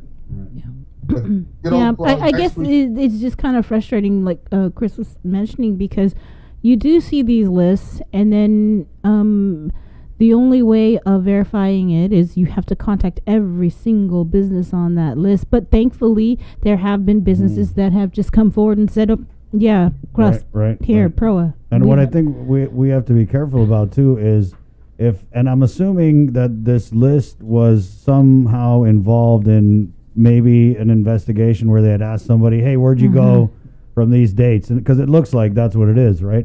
But just because I'm positive and I went into somewhere doesn't mean I spread it to, everybody there. So I feel like it also creates a lot of undue anxiety and panic. But then again, when we don't get the info in a timely manner and it ends up going all around on WhatsApp, and then, a few days later, they're like, yeah, it was true. So people don't know what to trust. And I think, again, information is so key, right, Doc, in this pandemic. The information is out there, need to be passed on adequately, so that way the public know, hey, if I go there, I should go get tested, get seen someone. Right. So that's something the community to participate on that one. But regarding school, guys, I know yesterday you mentioned about PCOR 1 in school, and the governor is very straight. All the school should be taken cautiously. Public school, private school should be treated the same. I know a lot of private school spend some extra, fund just to make sure the kids are safe, and they do a lot. The Japanese school, own a private school, but I don't think we want to treat the public school different than the private school. All have to be the same level somehow. So when the decision of move to PCOR 2 or PCOR 1 that affect the school, what we recommend is that from right now until this thing's over, we just want to do online if possible. Wow. Because there's so many schools already, either the staff get correct. Yeah.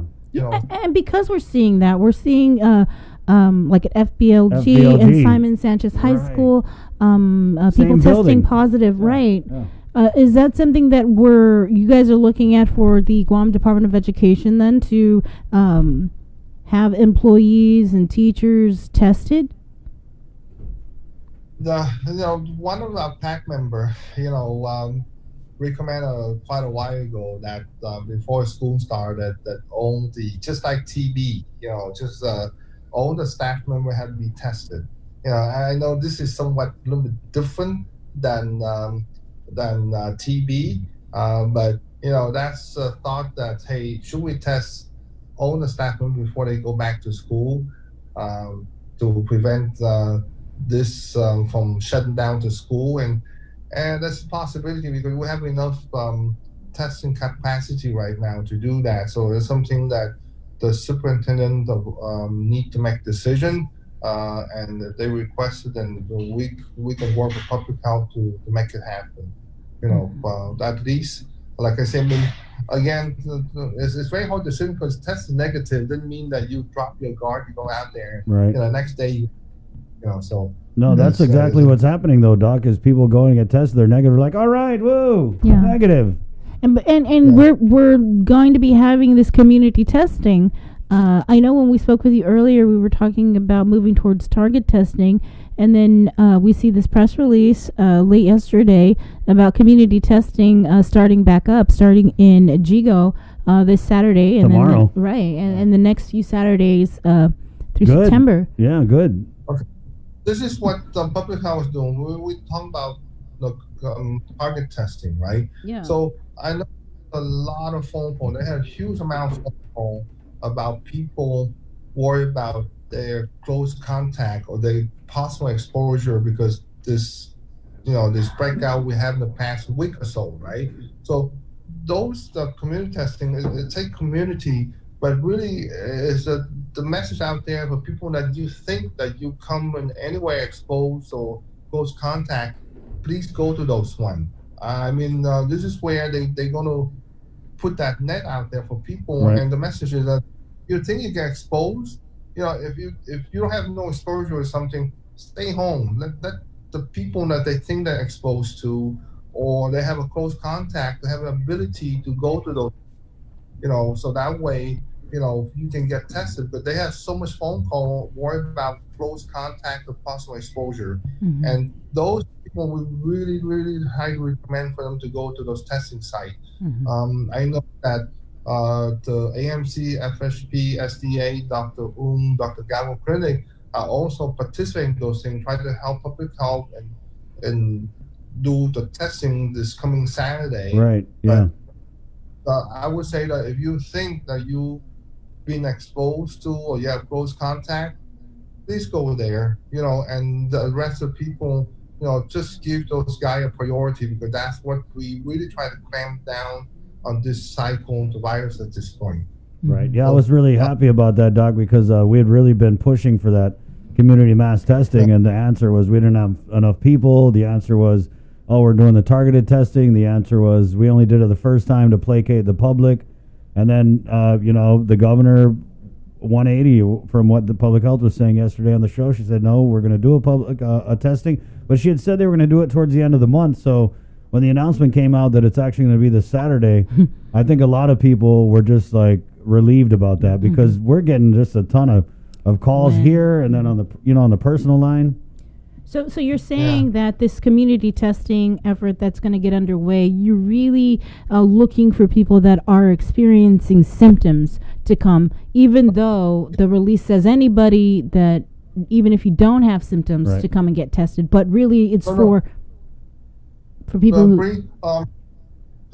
No, this one right here, guys, is that you don't need symptoms. Right. If you think that you exposed to somebody, you've been come in contact with them at work or whatever that you think you don't need symptoms. No, you got to go there. This is why they put it out there because there's so much phone call. Right. Yeah. A concern on I've been exposed or maybe my brother exposed to someone positive. So this thing right here is mean to try to catch everybody that concerned on the exposure in the past week or so. You don't need to have symptoms. If you think you have type of risk, go there. That's what it's telling. Okay. That's why they. Really, though, I don't even know if I have been in close contact with anybody, so I might have to go and just get tested. But can I ask something real quick? Sure. Because of this outbreak here, that's like Chris would say, there's an overwhelming phone call, concern, everything. So we really stretching the healthcare. Okay. So when you go to a clinic or any clinic, the waiting time will be longer for you to get tested. So I really ask the public to be patient, be courteous to the staff at the clinic because, that's not their job, but they are doing extra to make sure our community get the help, besides taking care of their own patient. Right. So don't be patient. Don't get mad to the staff because you wait a bit longer because trust me, they are stretching to the max to try to make sure that you have, and sometimes you have to wait an hour or two, but they trying. We are really stretching, the community and try to step up here. So you need to put the message that be patient Right. and be courteous. Right on. Doc, you mentioned that you guys, the clinics are going to be involved in kind of augmenting this community mass testing. Does that mean you guys are going to be doing any kind of drive-through testing this weekend at the clinics? Yeah, but public health will divert people to the tier 2 and certain tier 3 clinic to help out, because they're gonna expect a massive amount of people and the line will be very long. So all the tier 2 and to the tier 3 clinic will do the drive-through just like public health and GIGO as they divert to the site. I see. Okay. Yeah, and the northern part of the island, that's where you see, according to the SIT report, a really large amount of positive cases. So again, GIGO Gym this Saturday, 9 a.m. to 12 noon. We got to move on to the... Like I know we talked on the pack yesterday. We're going to ask for the guard member to help direct traffic in the clinic setting, just because we're going to expect beside the clinic some appointment, they're going to also add up to this drive-through too. So you want to take an extra task on top of what they're doing, just because, like I said, there's so much phone call, that we have, and a typical day for us now, we swap over 100 people every day. Wow. Up our appointment, and that's where you kind of wear your staff down very quickly. Yeah, and that's not just COVID. I mean, you guys are dealing with all the chronic illnesses and everything else that, Guam, I mean, God, we've got diabetes, hypertension, all that stuff that people have been putting off for this pandemic. And so, yeah, the clinics it's just crazy. Doc, we really got to shift over to the schools. A lot of parents, watching, listening, want to know what's going on with the schools. I want to give you the floor, a close here, message to the public. A lot of people listen to what you have to say, Doc. So what do you think are the most important things that the people of Guam need to know this morning? Yeah, for everybody in the community, I mean, we really ask people to follow the guidelines, the mask, the social gathering, the hand washing, the social distancing. We need your help to not going backwards so much. We come a very long way at this point. If the people in your immediate family, you don't have a choice. Your mask will come off when you're at home, but if you're going to have a gathering with the relative that don't live in your same household, good, your friend, you got to take extra precaution, because you do not know where those people have been in the past, and you might take the virus back to your family. And that's something that we really need to ask you, to really be vigilant about this. Just like the governor is saying again, this virus is a big bitch. Say it, Doc. Come on, Doc. Say it. Bitch, you have to be careful. So I'm sorry. What did you say? What was that? It's a big B, Sabrina. My kid got the classy guy. Okay, but take care, guys, and be cautious and be careful. Okay. Thank you. Yeah. You All too, right, Doc. take care, Doc. You be safe. Bye. Maybe we'll see you at the press conference 11:30. Okay, we try. Right. Okay, Doc. Be safe. We'll talk to you next week. Okay. All right. Wash your hands. All right. There's community testing this Saturday. GIGO Gym, 9 a.m. to 12 p.m. It is free. It's open to everyone. What Dr. Hoa Win was saying is they're really looking for people that feel as if they may have had close contact with somebody to please go get tested. I mean, the clinics, they're just inundated and overwhelmed with people coming in wanting to get tested. So this is an avenue for you to go out and find out if you have COVID or not. And this is just the first of many more that are scheduled for every Saturday through September 19th. Right on. Good morning, 7:45. We're going to turn it over to the schools. I got to take a real quick break, guys. It's brought to you by POCA, IT&E, Calvo Enterprises. This is the link on the Breeze 93.9 coming up in our KUAM News Zoom room. We're going to go ahead and start with Public School Superintendent John Fernandez. We also have Harvest Christian and the Catholic schools on the line. So parents, I know you guys are wondering about what's going to happen with schools. We're going to ask, the hypotheticals and and try and come back with some answers for you here on The Link. It's The Breeze, 93.9. Good morning. GU Self-Storage, conveniently located near the Harmon McDonald's. We offer affordable rates, online payments, and auto bill pay for your convenience. Plus gate access daily from 6 a.m. to 9 p.m. Call us today at 648-7867 for more information.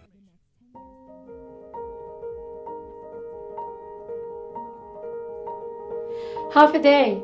I'm Dr. Jana Manglonia, Medical Director for Public Health. We all play a role in slowing the spread of COVID-19. We must continue to stay strong and practice everyday preventive actions to keep our island safe. Maintain a distance of 6 feet between yourself and others. Wear cloth face coverings in public settings. Wash your hands for at least 20 seconds. If soap and water are not readily available, use alcohol-based hand sanitizer that contains at least 60% alcohol. Clean and disinfect frequently used surfaces.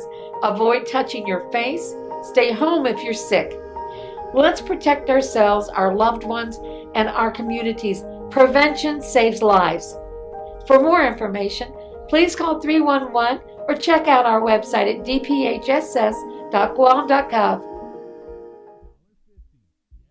We got your 6. At 6 a.m. with The Link on Breeze 93.9 FM.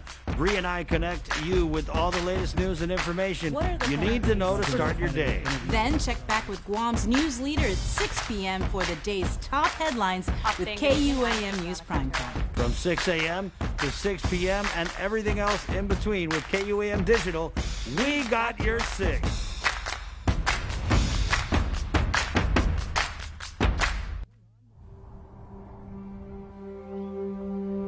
When the world feels stuck at home, there are people who would love nothing more than to have a home.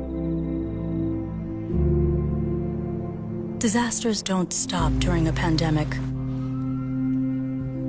Together, we continue to give help and hope to those in need.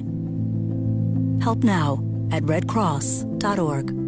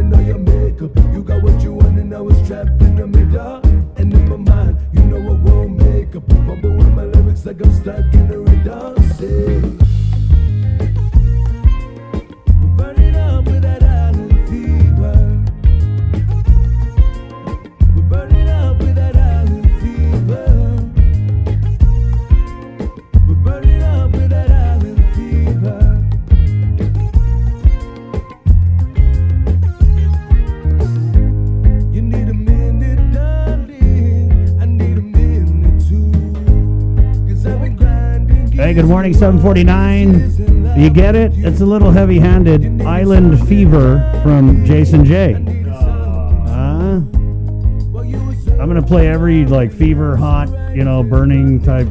Anyway, so, yeah, we only do local music here on The Link. It's The Breeze, 93.9, 749. Good morning. Lots going on. There's a press conference this morning. We got the text over from Adelup. It says Governor Leon Guerrero will be holding a press conference today. 11:30. Right, and that'll be, of course, on the social media networks of KUAM. I think we might throw it on.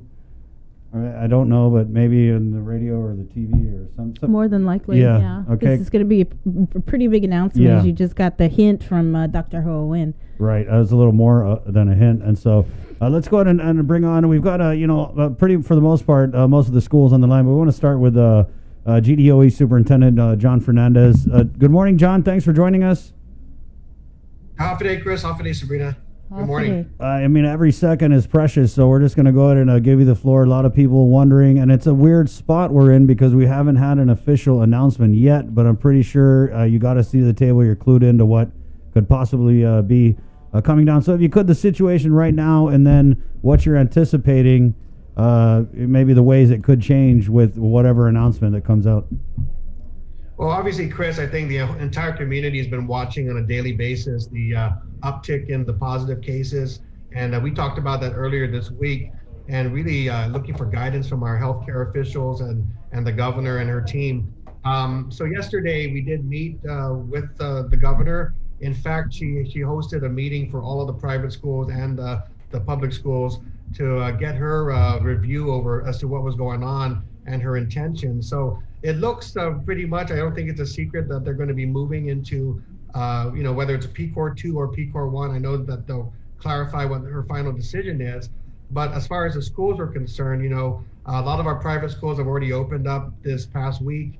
We were ready to go August 17th. The discussion we had is really about having in-class face-to-face instruction during this time period. So we knew that there was going to be some movement by the government, and we wanted to give our schools an opportunity to make that shift in advance. So we went ahead and put a 2-week delay on our in-class instruction, our face-to-face instruction, so starting next week. But our home learning will begin on time. So as far as we're concerned, the distance learning part of our curriculum will proceed, but the in-class instruction, the families who chose face-to-face instruction, we won't be starting that for at least 2 weeks. And then depending on the public health situation, we'll go from there. So right now, all the families who've signed up for that option, their school should be contacting them mostly to try to see if we can move them onto either the online or the hard copy home learning option so that they don't lag too far behind any of their peers. So that'll be what's going on today as we prepare for the governor's announcement. Okay, let's move over to Dr. Juan Flores. Right, if we could bring on Dr. Juan. Good morning. Good morning. So did you participate in the meeting with the governor yesterday? Actually, okay. I wish I could have. I was not invited. Crystal tried to get me on. I got a text from her at 1:28, but I was in the middle of a meeting at that point. The Chamorro saying, "Putiti matendi." That's how I felt yesterday. Like I wasn't invited to the party, even if there were no refreshments. Crystal did reach out to me later, and the governor even emailed me last night. Just to assure me that she definitely had us in mind and wanted to make sure we got the information needed. And so they just alerted me to the press conference today, and we will respond accordingly. Whatever she decides, we know she's got the well-being of the kids in mind, and so we'll respond to. But you did put out a release, though, right? The Archdiocese did about the possibility of what might happen if PCOR 2 is declared. Yes, and mostly what we were saying, the reason we sent out the release was because the schools were getting a lot of calls from parents, and we wanted to assure them at any time, actually, that if the parents are uneasy or anxious about the kids being in school, then we'll work with them so the kids can stay home. And that's been happening already in some schools because we've had face-to-face classes since Monday. But most of the schools have a certain percentage of the kids who are staying home, and the schools are working with those families. So there isn't the pressure of the families to have the kids in school. So we put that out yesterday just to say that we wanted to confirm that, and that should there be any changes, we will follow suit. Okay, let's bring on Jeremy Zychek from Harvest Christian. Jeremy, were you in on this meeting? And then I know that we actually got clued into the PCOR 1 thing because of something that you guys had sent out to your school stakeholders, right? And so just tell us what you heard in the meeting about the PCOR status that we're going to be moving to. Hafaday, good morning. Thank you. Yeah, yesterday was our first day of school. We start Thursday, and yeah, it's intentional. We do a Thursday, Friday, give the teachers a rest, and we hit back at it the following Monday. I was in on the Zoom call yesterday afternoon about 1:30. Appreciate the leadership's just their opportunity to include us. The governor did mention that whether it's PCOR 1 or PCOR 2, she did mention PCOR 1, the schools need to be closed for a period of time, hoping that it's 2 weeks, not any longer. And so with that information, our goal is to educate students and also reach them for the gospel as well. And so we need to immediately shift. All these kids came in first day, you're working through protocols of here's what to do, here's what not to do. In fact, outside my office window, I watched 6th grade having lunch break. And, it's an awesome sight to see because there's kids on campus. It's also a little bit strange too, because they're about 12 feet apart as they eat. Masks off. You pass the salt? So, it's a little bittersweet. And so we need to shift. Today, we're actually not open. We sent that email to parents saying we're going to close today for the purpose of getting materials out today. So that we can begin online education beginning Monday. Mm-hmm. We do have a question. I believe this is for you, John. If you could provide an update on the stabilization funds. John. An update on the stabilization funds. I think it was like the $40 million that GDOE received. Yeah, are you hearing me? I'm just having a little internet problem. Yes, we can hear you. I got you now. Yeah. So we had to go through all the processes of the USDOE to finalize our budgets and get them ready to go this year. But the priorities have really been trying to get the PPEs procured and purchased and in so that we can distribute it to the schools. So that's the process that's been going on for the last week and ongoing this week in preparation for the start of our school year as well. And so we know there's a lot of folks at the office receiving the supplies and pushing them out. And so, I guess the fact that we're going to have a 2-week delay in instruction will ease some of the anxieties at the schools who are still in the process of handing out the supplies to their teachers and staff. Mm-hmm. And again, this is for these are PPEs that were meant for the school as well as for the students and the employees. Mm-hmm. So I just think in light of the rising cases, with the PPEs still coming in, but also with the fact that students were going to be coming in to start the school year, this week we definitely heard a lot of concern as well from our teachers and staff about what this meant, these rising cases, and whether it would impact the school year. And so I think the governor heard that when she called us in yesterday to try to give us a little bit more time to ease those anxieties amongst our employees. What about PPEs for private schools? Jeremy, Juan, I know. Did you guys ever receive PPEs? I appreciate the work Department of Education has done on our behalf. We did receive face masks, sanitizing wipes, as well as hand sanitizer. And so we were able to get all those distributed for day one. So appreciate the efforts. It's a huge, huge job for all the students, but yeah, thank you. Juan? We received the hand sanitizing solutions last Thursday.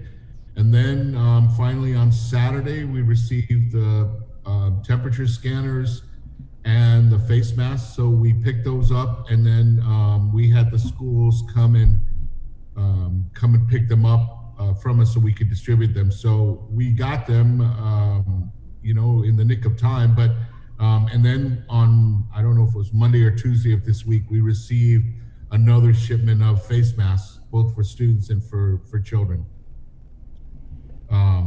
Yes.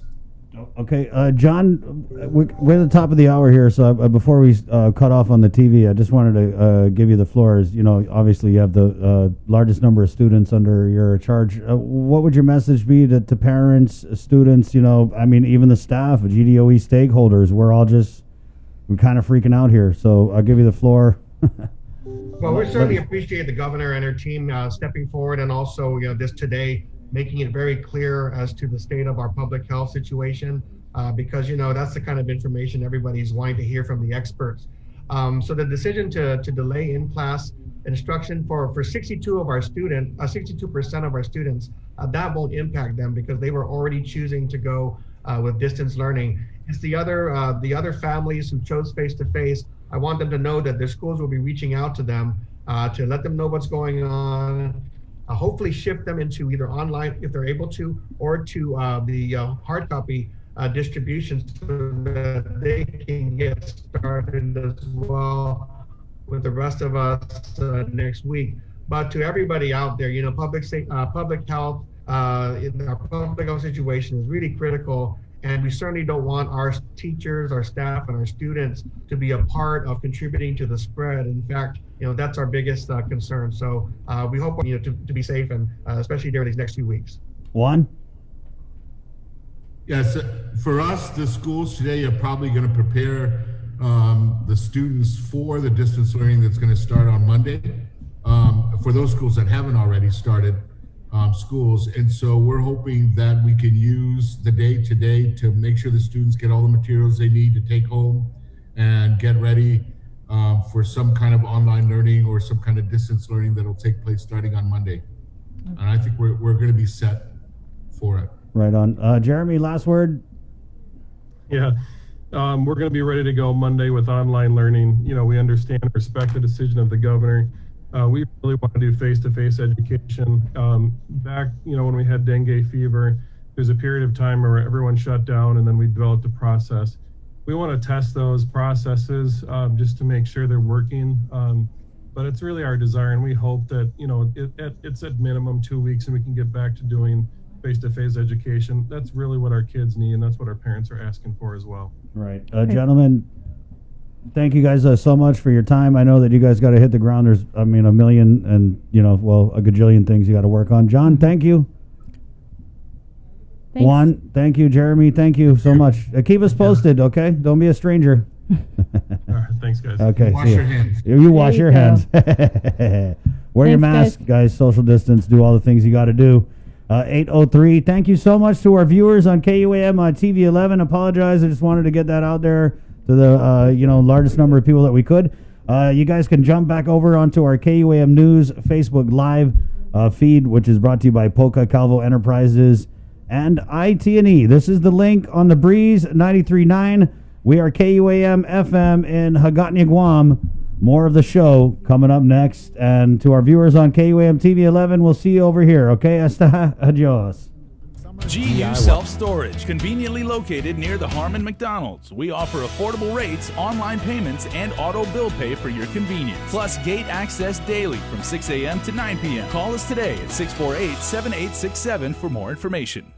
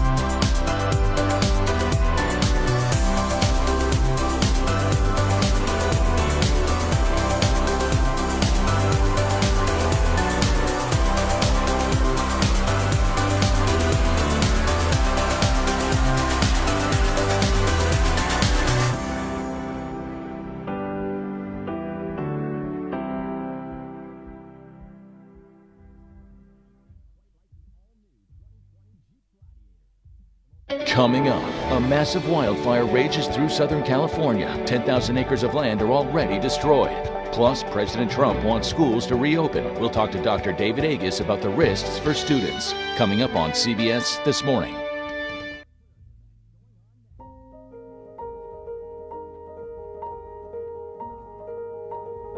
Half a day. I'm Dr. Jana Manglona, Medical Director for Public Health. We all play a role in slowing the spread of COVID-19. We must continue to stay strong and practice everyday preventive actions to keep our island safe. Maintain a distance of 6 feet between yourself and others. Wear cloth face coverings in public settings. Wash your hands for at least 20 seconds. If soap and water are not readily available, use alcohol-based hand sanitizer that contains at least 60% alcohol. Clean and disinfect frequently used surfaces. Avoid touching your face. Stay home if you're sick. Let's protect ourselves, our loved ones, and our communities. Prevention saves lives. For more information, please call 311 or check out our website at dphss.guam.gov. We got your 6 at 6 a.m. with The Link on Breeze 93.9 FM. Bree and I connect you with all the latest news and information you need to know to start your day. Then check back with Guam's news leader at 6 p.m. for the day's top headlines with KUAM News Primetime. From 6 a.m. to 6 p.m. and everything else in between with KUAM Digital, we got your 6.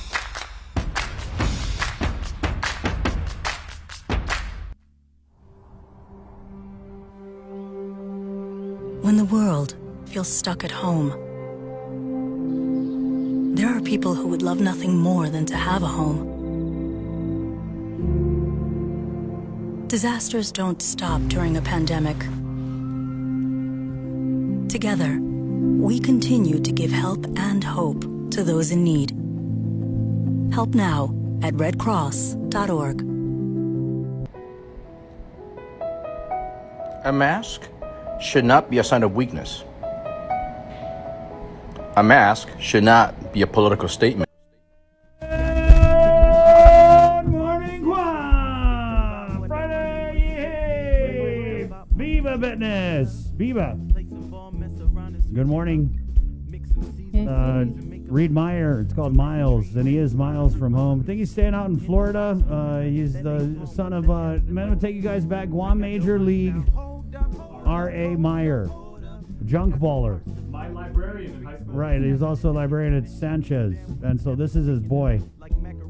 Isn't that cool? Small island, right?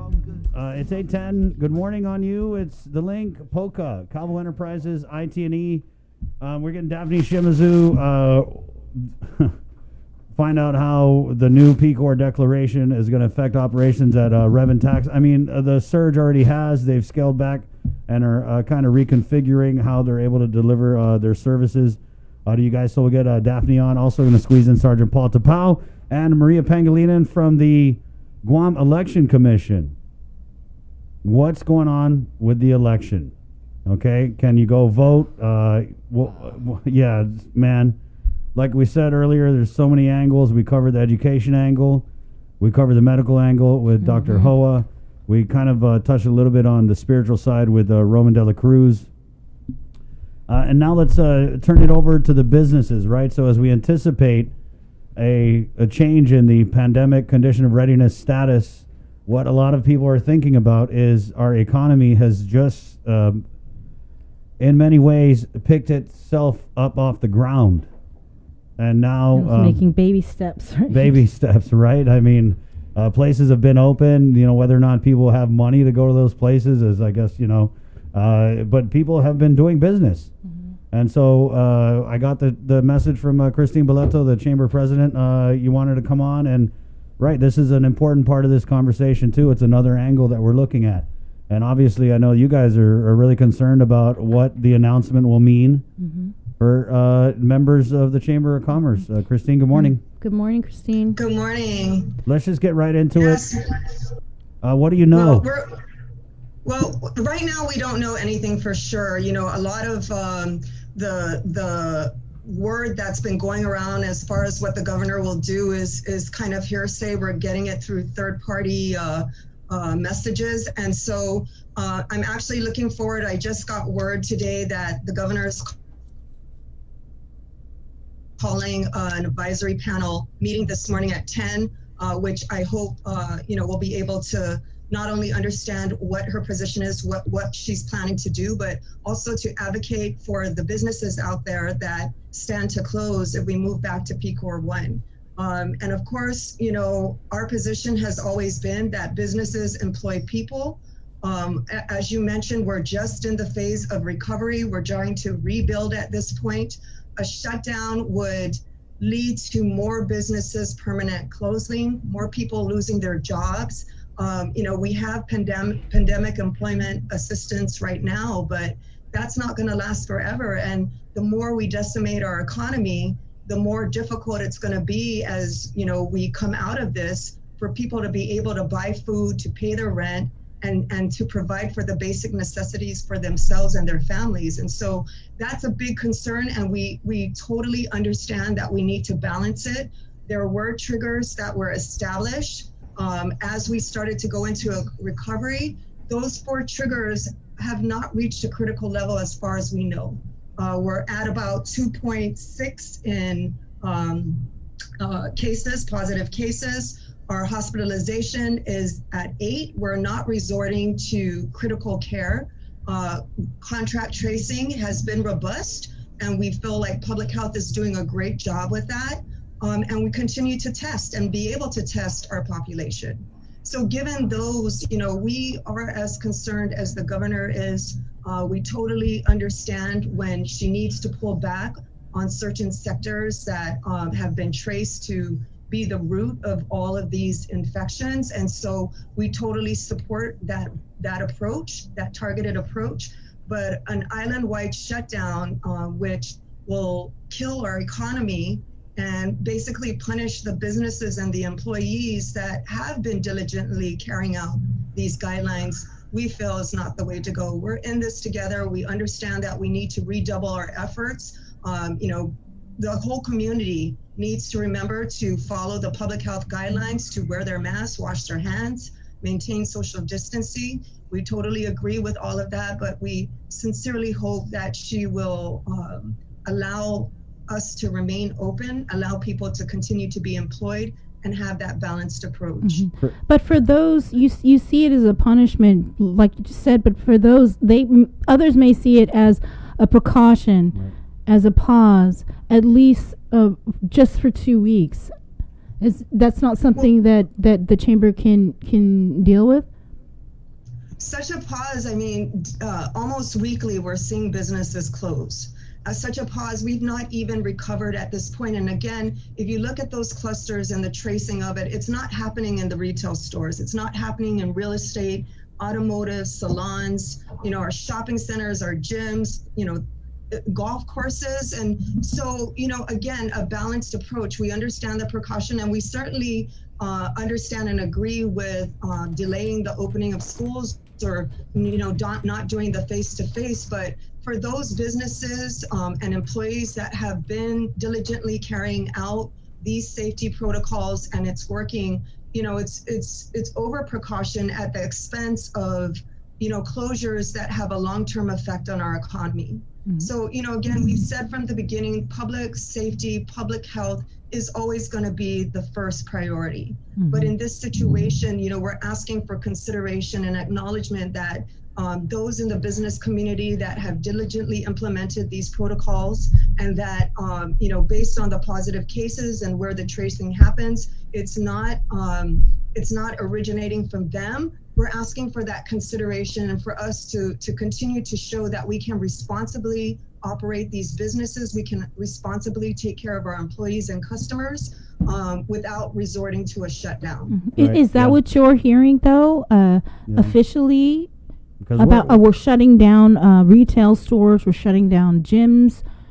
Is that what you heard? There's nothing official at this point. Again, everything is coming through third party, basically WhatsApp messages, Facebook, and so forth. I actually just received the governor's Facebook message that was done yesterday morning, where she said we're going to remain at PCOR 3, and she targeted those areas where there were traces to how they originated.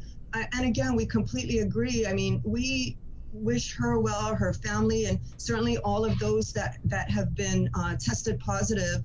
But that message to me was really a balanced approach. And again, we haven't heard anything official. Everything has been, through word of mouth. And I'm hoping today at our 10 o'clock meeting that we'll get, that same message that she did on Facebook, that she will continue to target areas that she feels is at high risk or who has basically let down their guard, and that's what resulted in these positive cases. But allow those of us out there that have done a good job, protecting, again, our customers, our employees, and who have been operating well, give us the opportunity to continue so we don't, again, decimate the economy any further. Right. Christine, the governor was on yesterday. She said dining in, she doesn't want it anymore. Bars, there's places where, restaurants and bars. We just had Dr. Ho on. I mean, we have cases linked to restaurants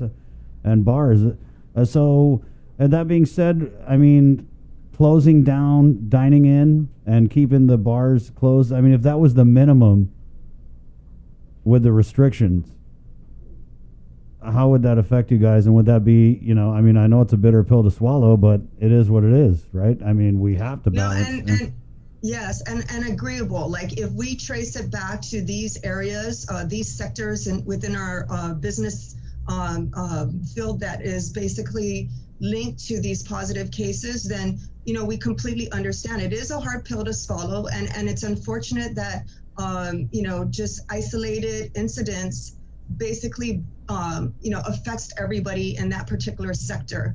But we understand that in those cases that needs to be the position. But when we talk about PCOR 1, if we look at what the restrictions are of PCOR 1, it's massive shutdown, and that's the rumor that's flying around. If it's a targeted approach, if it's a balanced approach, I've said, and the chamber has communicated to the governor, we support you and we'll work with you.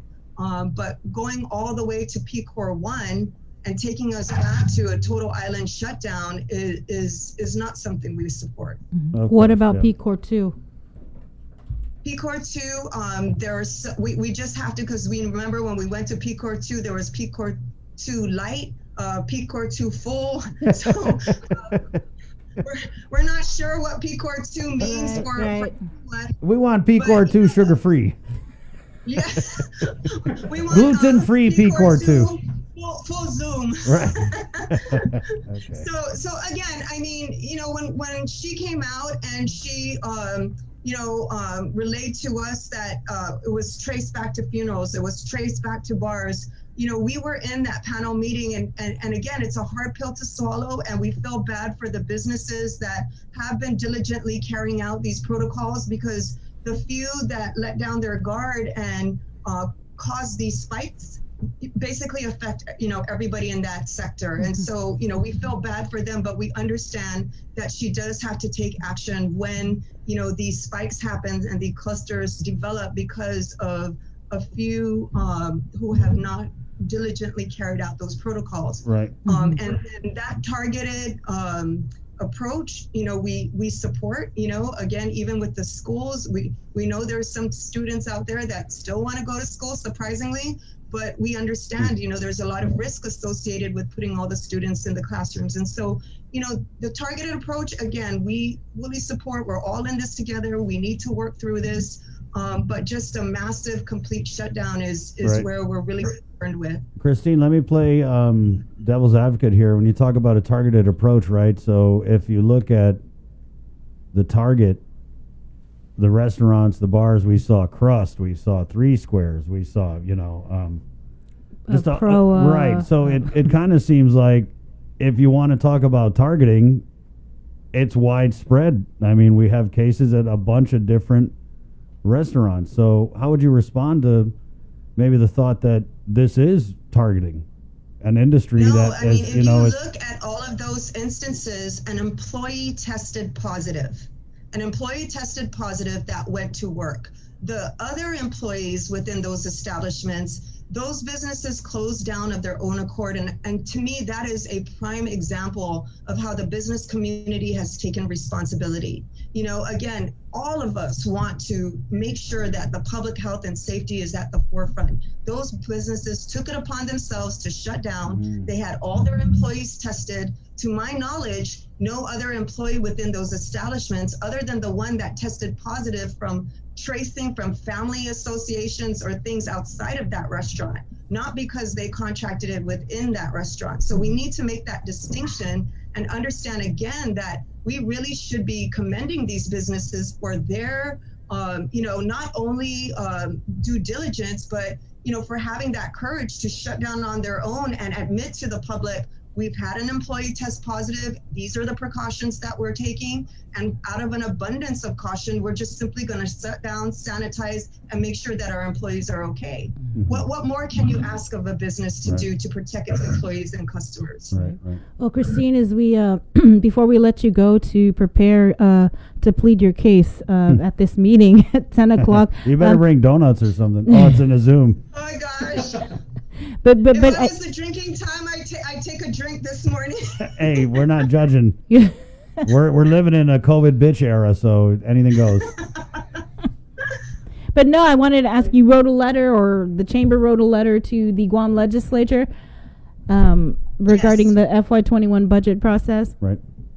If you could go through yes, that. we have been in communication directly with several senators.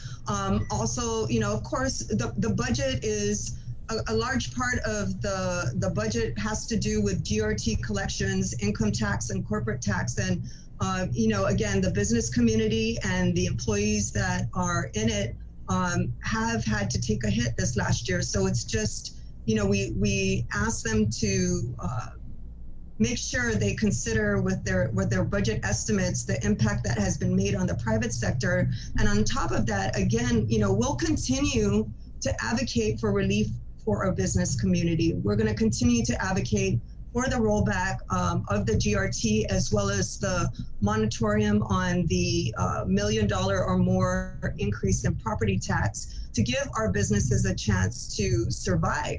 And so again, we've been seeing weekly businesses shutting down, and every time I see that, I think of the employees that worked there, the people that counted on those jobs to buy food, to pay their rent, to support their family. And so, this pandemic assistance, it's not going to last forever. By the government's own admission, they're not going to be able to afford the matching requirement to get more assistance in here. So who's going to pay our people? How are our people going to be able to pay their bills? Right. And I mean, we need to be very, very concerned about that. Christine, we're really praying. I prayed on it last night. I hope that there's some kind of middle ground, some kind of compromise that you guys and the governor and the doctors can come to, because again, this is part of it. People out of jobs. No one wants to see that, right? But we also don't want to see more COVID than we're seeing now. So I really hope there's some kind of compromise for you guys. Right. Thank you, Christine. Thank you so much. Now you come on. Yeah, come on Monday. Let us know. Okay. If they piss you off, we'll give you the floor Monday, and you just talk for an hour. I'll hold you to that. Yeah, I guarantee. Promise. Wash your hands. Okay. Take care. Okay, Esther. 8:26. I'm going to take a really super short break. Daphne, I see you looking great in the Zoom room. Lighting's fine. We're going to get you, and give me like a minute, and we'll come back with Daphne Shimizu, Reverend Tax Director. Right here on the link, it's The Breeze 93.9. GU Self-Storage, conveniently located near the Harmon McDonald's. We offer affordable rates, online payments, and auto bill pay for your convenience. Plus gate access daily from 6 a.m. to 9 p.m. Call us today at 648-7867 for more information.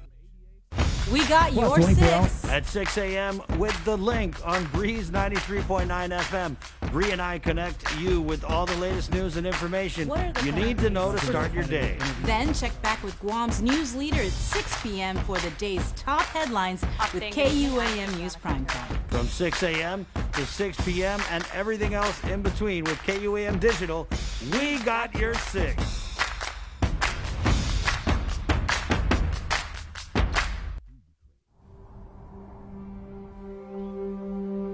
When the world feels stuck at home, there are people who would love nothing more than to have a home.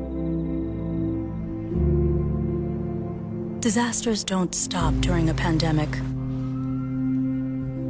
Together, we continue to give help and hope to those in need. Help now at redcross.org.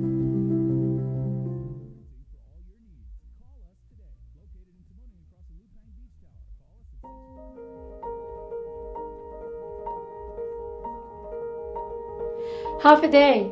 I'm Dr. Jana Manglonia, Medical Director for Public Health. We all play a role in slowing the spread of COVID-19. We must continue to stay strong and practice everyday preventive actions to keep our island safe. Maintain a distance of 6 feet between yourself and others. Wear cloth face coverings in public settings. Wash your hands for at least 20 seconds. If soap and water are not readily available, use alcohol-based hand sanitizer that contains at least 60% alcohol. Clean and disinfect frequently used surfaces.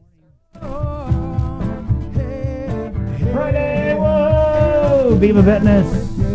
Last Friday under PCOR 3 for a little bit. We don't know what PCOR we're going into, but we do know there's going to be a press conference 11:30. Okay, 11:30. It'll be all over the stations of KUAM.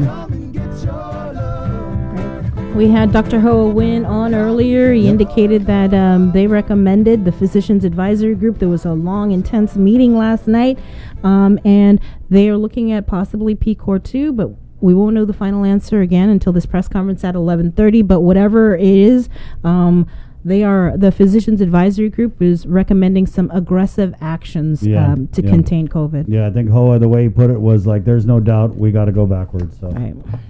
And he did agree with the governor that this virus is a B. So yeah, that's right. Yeah. I mean, Bree, I had a funny conversation. One of my friends is a Trump supporter, and he was trying to come at me like, the governor shouldn't have used that. I was like, really? You're going to talk to me about what our governor said when your president is saying, I mean, come on, for real. But it is funny because now I feel like, and kids are kids, right? And they hear this. I mean, my boy is trying to trick me into saying bitch last night. Like, he was like, Dad, what is COVID? And I was like, oh, it's a virus. And he was like, no, what did the governor say it is? And I said, oh, she said it's a dangerous pandemic. No. What did she say? It is. It rhymes with rich, Dad. It rhymes with rich. Yeah, my son, he's did the same exact thing. Right. I don't think we're going to be able to get Daphne to say it because Daphne's a total sweetheart. Oh, I ain't even going to ask Daphne. Yeah, Daph would never say that. She's like in prayer groups and stuff. I'm not going to ask. Daphne, I need to be in prayer group. After hearing this conversation, yeah, she's like, I need 4 more prayer groups. She's like, I'm going to pray for you. Yeah, please do, Daphne. Good morning.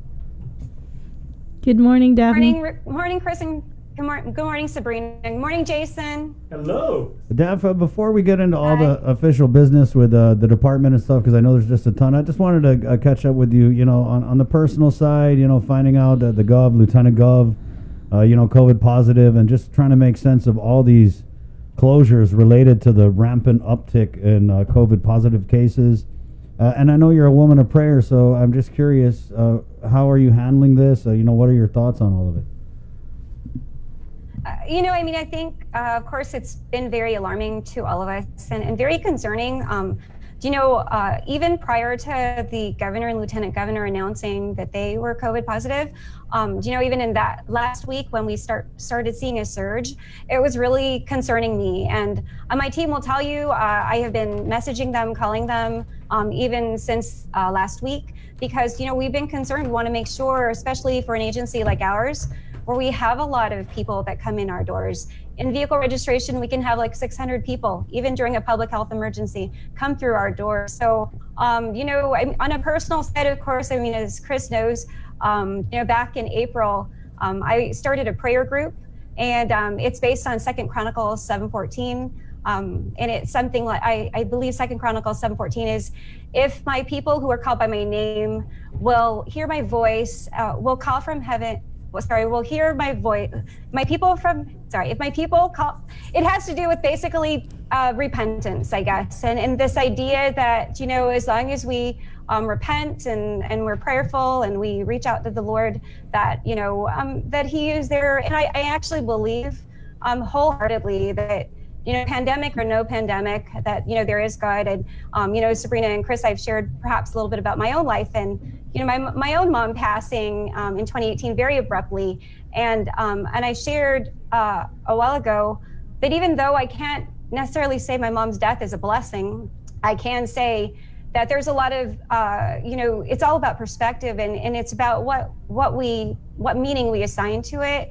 And I definitely, you know, believe that there are a lot of good things that have happened as a result. I've gotten closer to my dad. I've gotten closer to my family. And so, you know, and I've learned to, you know, do things kind of on my own without my mom. So I think that, you know, in every, there's always a blessing about things. I think that there's, you know, it's all about perspective.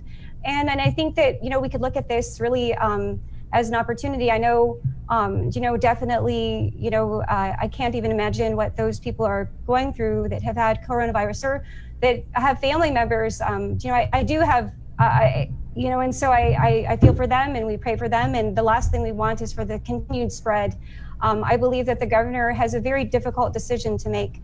You know, there's balance. You know, we hear from our doctors that, you know, that it's very serious, and we have to take extreme precautionary measures so that we make sure that this doesn't continue to spread. Right. And of course, there is, you know, the business community, and there are challenges there as well. And, you know, we see it as well here at Rev and Tax. I'll tell you, you know, regardless of what happens, we are working to tighten up on our procedures. Right. We are working to make sure that we're taking care of our people. And, you know, whatever decision governor decides to make, of course, you know, she has her panel of advisory, her advisory panel who is standing behind her, and who is working to make recommendations on both the medical and, again, the business side. You know, whatever decision falls out of this, you know, we're here to support it the best we can. Right. You know, and support that it's really the best decision. I don't envy her. I know that is a hard decision. I think that, you know, we talk about it being unprecedented times, and it definitely is, and definitely very difficult decisions. But, you know, we continue to keep doing our best to drive forward. And, right. You know, Chris, I know I heard you say, I mean, you have many friends and, you know, many people who are at this point are really, really suffering. They don't have money. It's very challenging times. And I, you know, we're the same. I mean, you know, we have family, friends that are also challenged in their businesses, challenged because hours are cut. And, you know, and of course, that's very important. I mean, taking care of our people, you know, has really been at the forefront of our charge at DRT, and, you know, and what we propose to make sure that we do.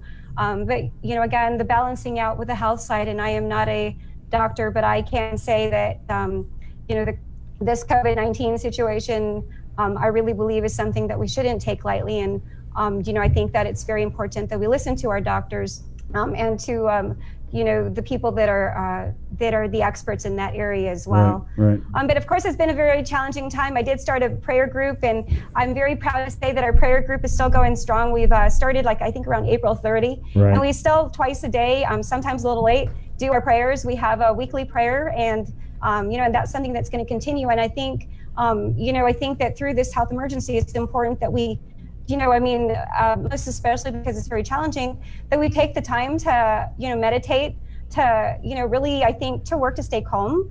You know, it's easy to really get stressed. And I think that, you know, taking the time to, you know, to be a little bit calm and to try to make decisions in that kind of state is very important. I know right. Guam Behavioral Health has a hotline.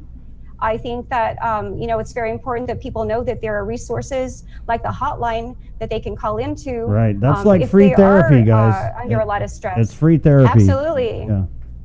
You know, that along with Go ahead. Sorry. Yeah, no, go ahead. No, sorry. I was going to say that along with listening to Chris and Sabrina in the morning. Thank you. Wow.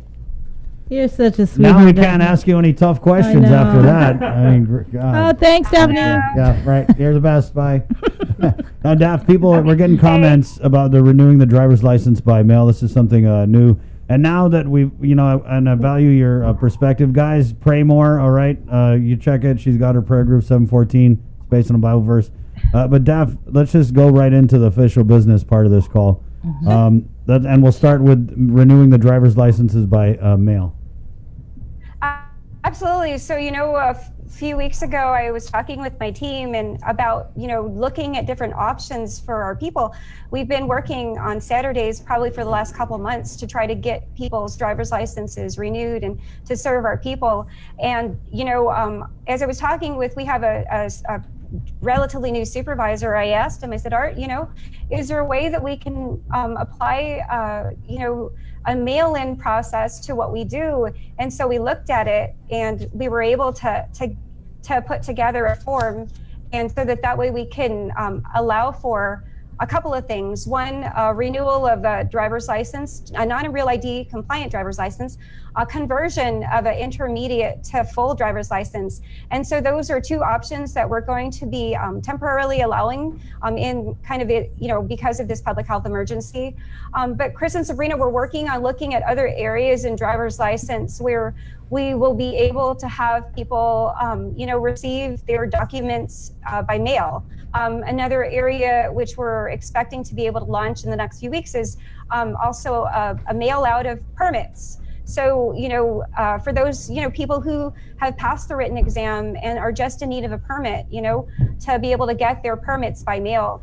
So we've been looking at all of our processes. We want to make sure that we keep our people safe. Again, not just our people in our office, but also our community. And we want to give opportunities for those people to be able to do things without having to come into our office. So, we did announce the other day that we would be doing these these mail-ins.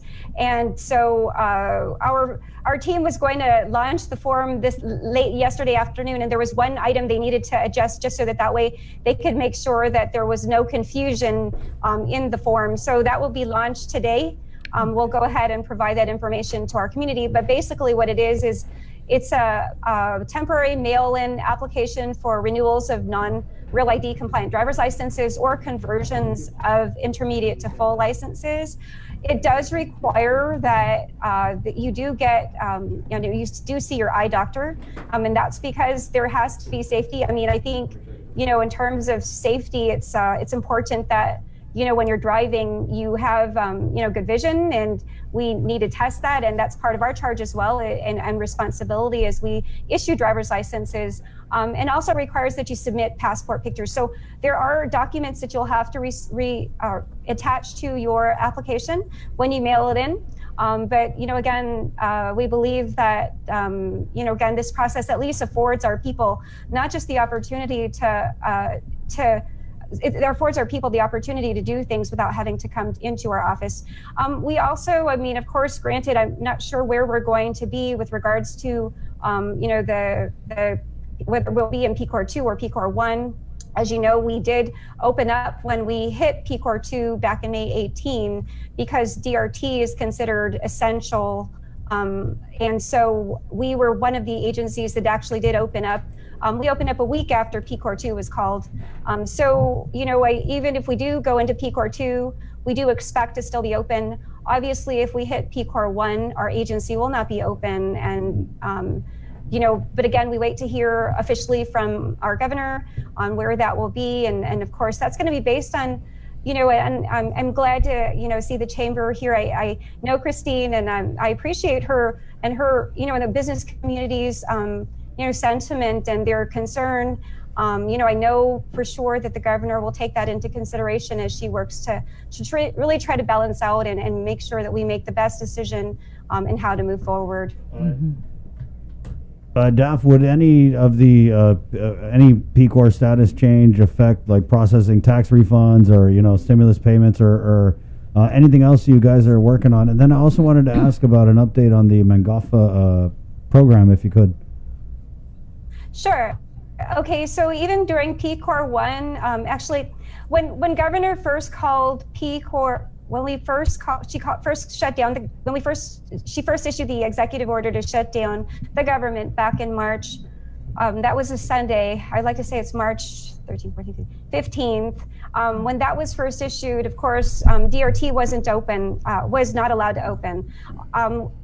When the CARES Act did pass, we were actually considered, I believe it's called essential limited. Right. And so essential limited meant that our agency, we were able to have people come in to work to process. And so even during PCOR 1, when we were in an emergency, that again was the end of March 27th, the end of March, we were already able to activate our team so we could process. So I believe that the expectation, and I believe that what we'll end up doing is going to be the same, that even in the midst of PCOR 1, that will likely, and that's something, of course, if there's no guarantees, but I will be communicating with Governor on this, but of course, we want to make sure that there are no hiccups or any delays in terms of making payments to our people, whether it's refunds, EIP, or even payments on MNGAFA. So I expect that we'll continue to be able to at least work, even though we're shut down to the public.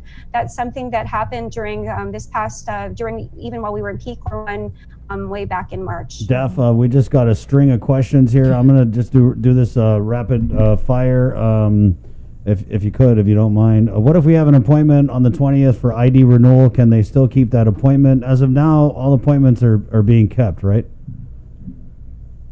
As of now, yes. Again, when we were in PCOR 2, and of course, we'll have to see what falls out of the announcement today. But if we refer back to what happened when we hit PCOR 2 this last time, Rub Tax was open. As of now, until we provide an official announcement, all of the appointments still stand. Right. But Chris and Sabrina, and of course to the listening community, I just want to share, this last public health emergency, when we did hit PCOR 2 and we opened, we recognized that there were so many people who had appointments and who were not able to come in because of the fact that we were shut down.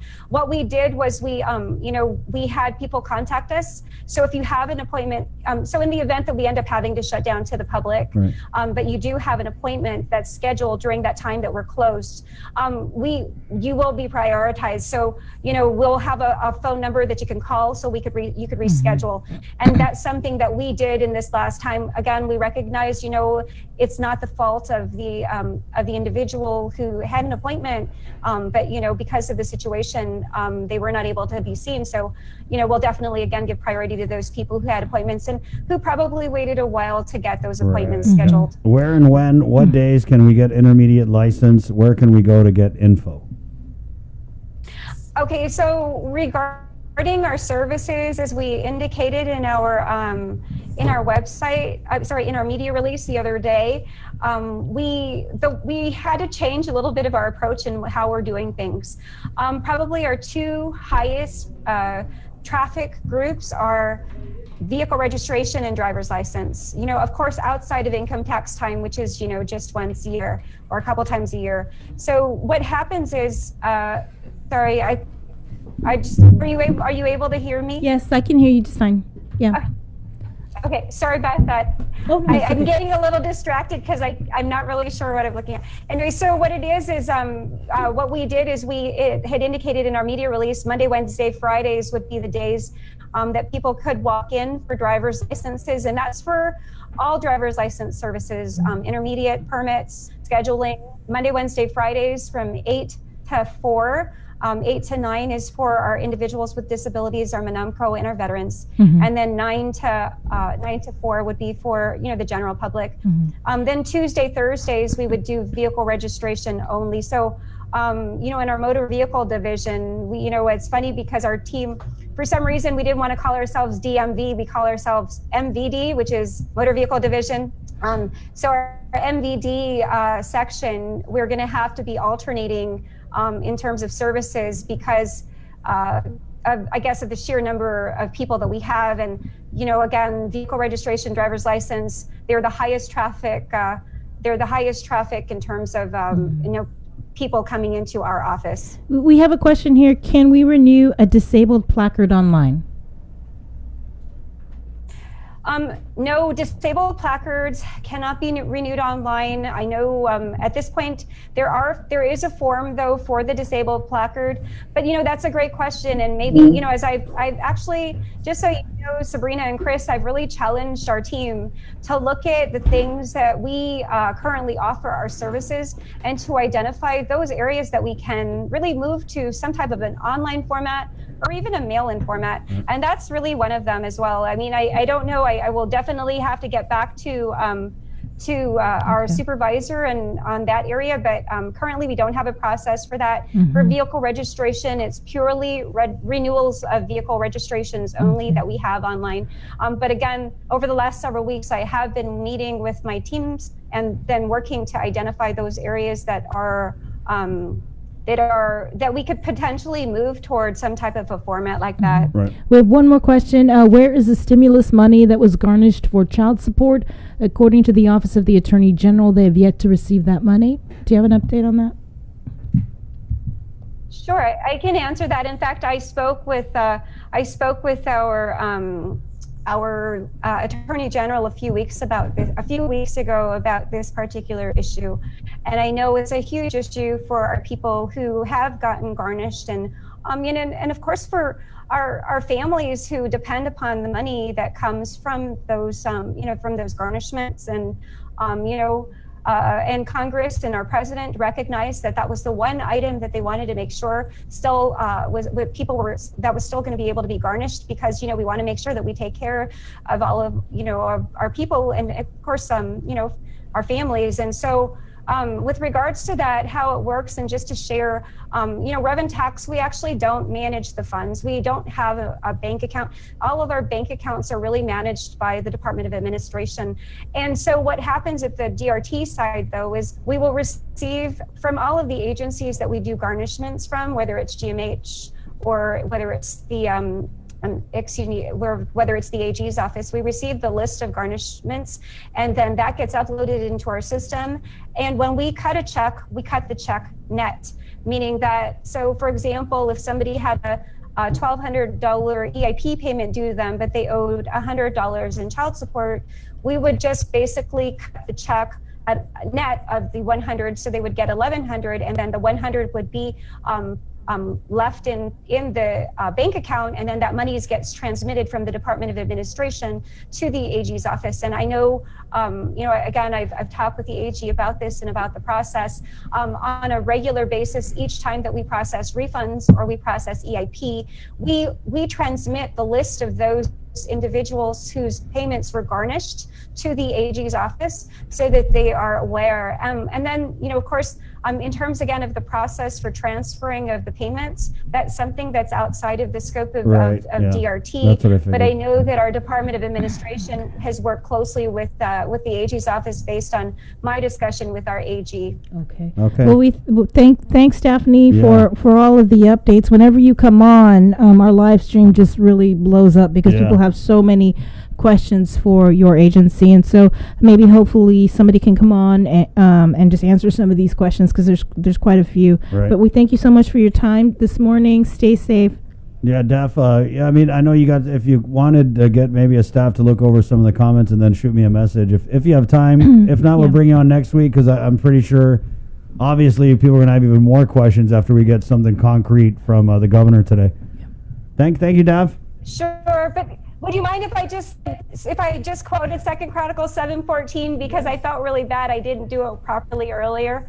But basically 2 Chronicles 7:14 is, if my people who are called by my name shall humble themselves and pray and seek my face and turn from their wicked ways, then I will hear from heaven and I will forgive their sin and I will heal their land. And so, throughout this whole thing, Chris, I've been a real advocate for prayer. Of course, and I believe that it's so important, that we pray for each other. We pray for our governor, our lieutenant governor, and the hard decisions that they have to make.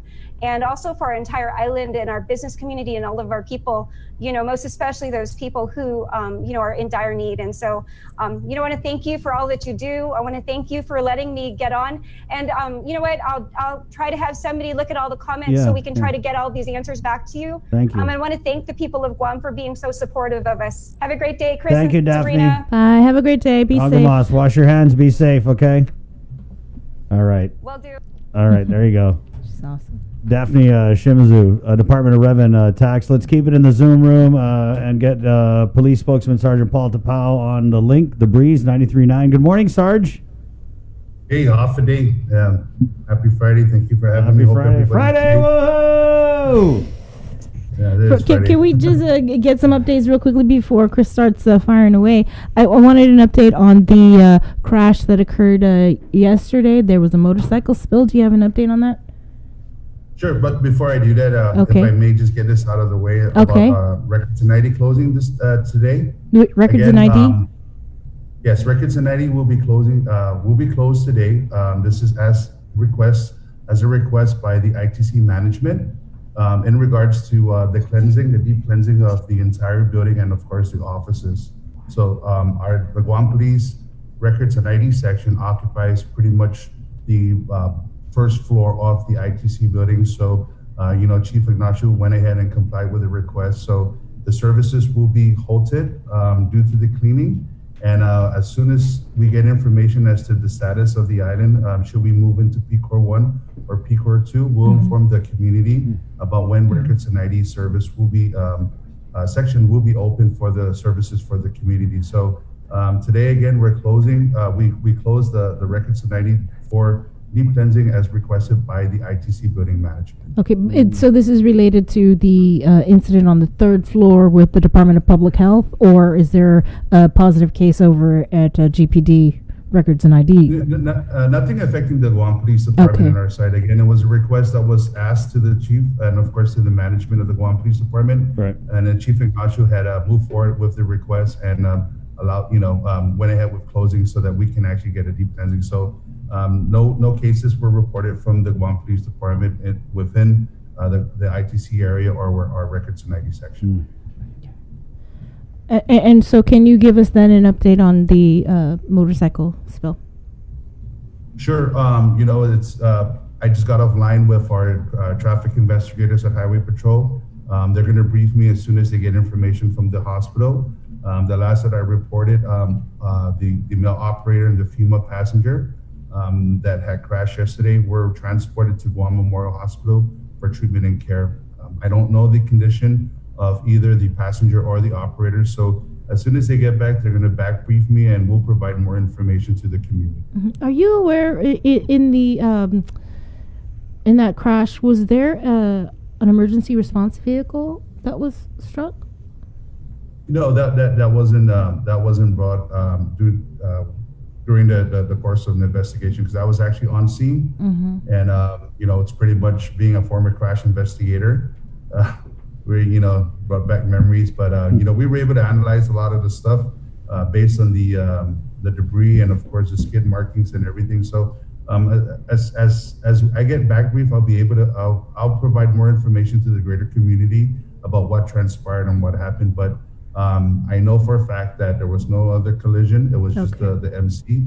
So we know that there was no the question that you're asking. There was no emergency vehicle that was involved in the crash. Okay. You guys aren't investigating the fire, right? I know it's a GFD, but you guys wouldn't be involved with that fire. We did. We responded to assist them and everything, and our prayers goes out to the family. There's some injuries that were sustained from that, but again, we work closely with the Guam Fire Department. If in fact that they move towards an arson investigation and they see that it's criminal, we'll support them in that way. But they are the front runners for this case, so we pretty much provide the support in that aspect with their investigation.